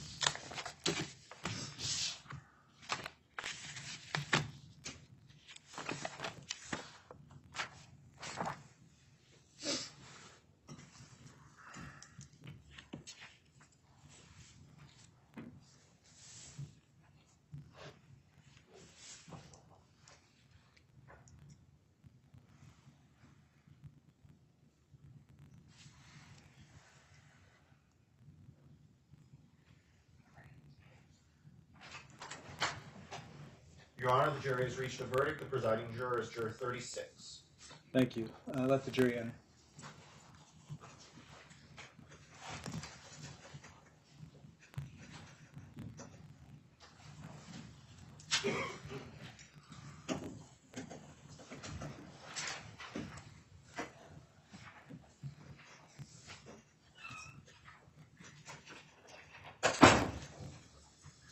All right.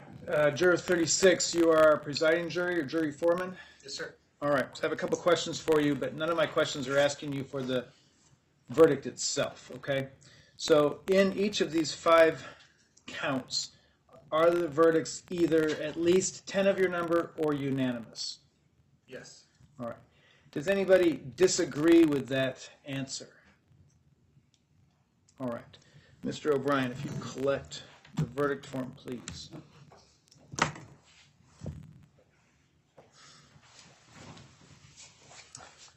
you.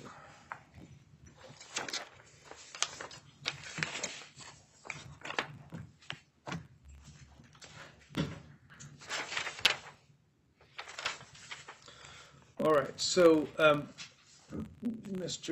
Juror 36, without, I want to get into this too much, but I see that in at least one of these counts there is no answer on here either way, and so I can't receive this until there's an answer either way. Is that because you don't have a verdict of at least 10 of your number, or at least, or a unanimous verdict? I don't know if you'll forgive me, I wrote on my pad of paper, and then when I moved everything to that sheet, I must have missed one. All right, so you do have verdicts on all counts. Correct. And I can adjust that if you like. Frank. All right. Do you feel like you need to go back to the room to make sure it's done correctly? Everybody agrees, or do you feel like you can complete it right I here? can complete it here. All right.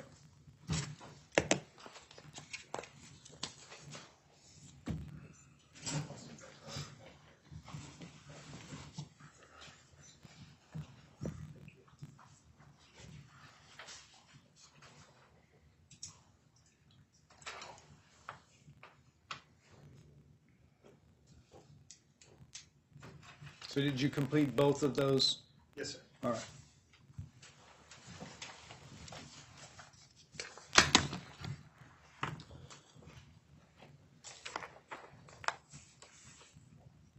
All right. Ms. Hall, if you'd please stand. Omitting the caption and the title, the verdict reads, "We, the jury, being duly impaneled and sworn in the above entitled court and cause, do hereby find the defendant in count 1, burglary in the first degree regarding the assault, guilty. Count 1, burglary in the first degree regarding the harassment, guilty. In count 2, assault in the third degree, guilty. In count 3, harassment, guilty. In count 4, disorderly conduct in the second degree, guilty. And in count 5, criminal trespass in the second degree, guilty." The verdict is signed and appropriately dated. Any objection to the filing of the verdict? Ms. Hall? I object to all of it. All right, that objection is noted. The verdict form will be received and filed. Ms. Hall, you can have a seat. To the members of the jury, I appreciate your patience and your attention and deliberation in this process. You are released from your jury duty at this time. That means you can talk about the case or not talk about the case as much as you wish. That First Amendment works both ways. I would like to take a moment and to thank you personally and in the jury room and to answer any questions you may have about the courthouse process or those things. I don't get into your deliberations. Those are your kind of sacrosanct deliberations. I don't get into those, but I do enjoy the opportunity to talk to you personally and thank you now that you're released from your jury duty. You're not required to stick around. If you want to get out of here, then Mr. O'Brien, when he takes you back, he'll let you go out once you've grabbed your things. If you want to wait for just a couple of minutes, I'll come back and talk to you personally. Mr. O'Brien.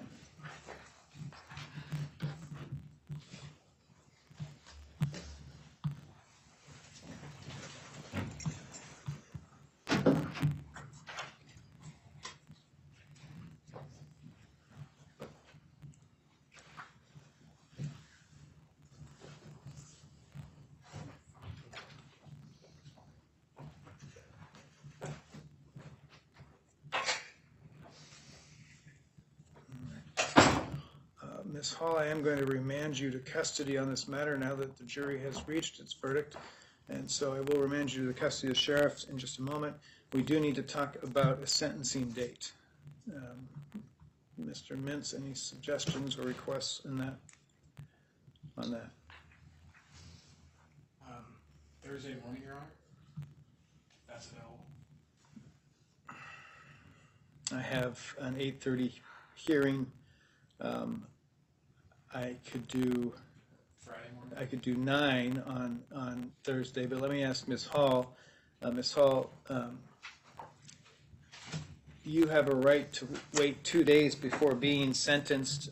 Sometimes people also ask for more than that to prepare for their sentencing. Thursday morning would not actually be 48 hours, and so Thursday morning may be statutorily too soon if you object to a Thursday morning sentence, but what input do you want or do you have as far as a sentencing date?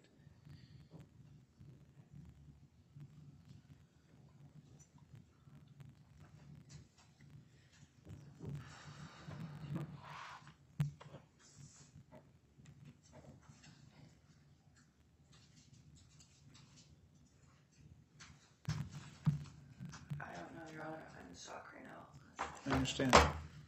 All right. I think Thursday morning is statutorily too soon, Mr. Mintz, as I look at the calendar and what Right. time it is right now. Okay, Friday morning or Monday morning, Your Honor?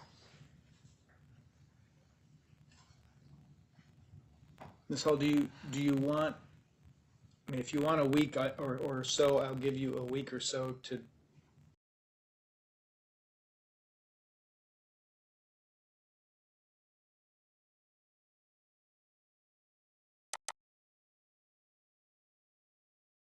on this issue. If I know you're kind of processing all this, and that takes a lot, but If I could stay out of custody before sentencing.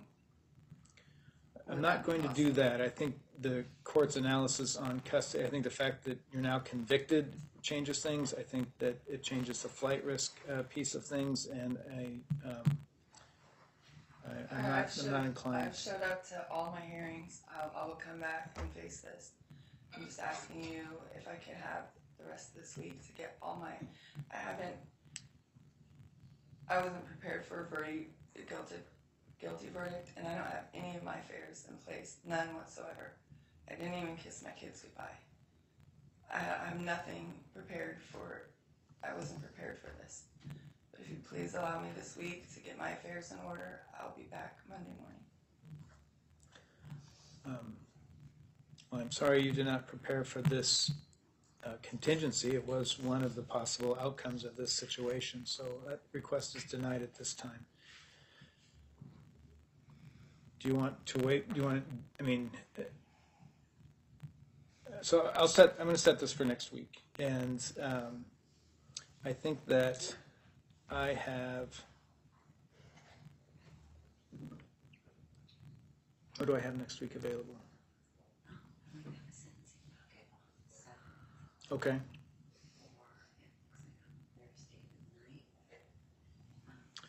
How about Thursday the 9th, Mr. Mintz? Yes, Your Honor, that works. All right. 8:30, Thursday at 8:30, Thursday the 9th at 8:30. We'll have you sign for that date. Actually, Your Honor, can we actually do it this Thursday then? I'd rather not. If I'm just going to prison, I'd rather go right away rather than wait till next week. I don't know what you're going to do. I don't know what the sentence is. I haven't heard any arguments regarding sentences. I don't know what you're on the grid. I don't know any of those details. So I don't know if you're going to prison or not. And so, I mean, if you want it on Thursday the 9th, then I can do, or sorry, Thursday the 2nd, I can do that. Thursday the 9th may give you time to process some of this and think about things before you do a presentation. So, but if you want it, truly want it on the 2nd, we can do that. But that I'm prepared to do on the 9th. The 9th will work. All right, so the 9th at 8:30. We'll have you sign for that date and then follow directions of the deputies. We are in recess. Please clear the courtroom.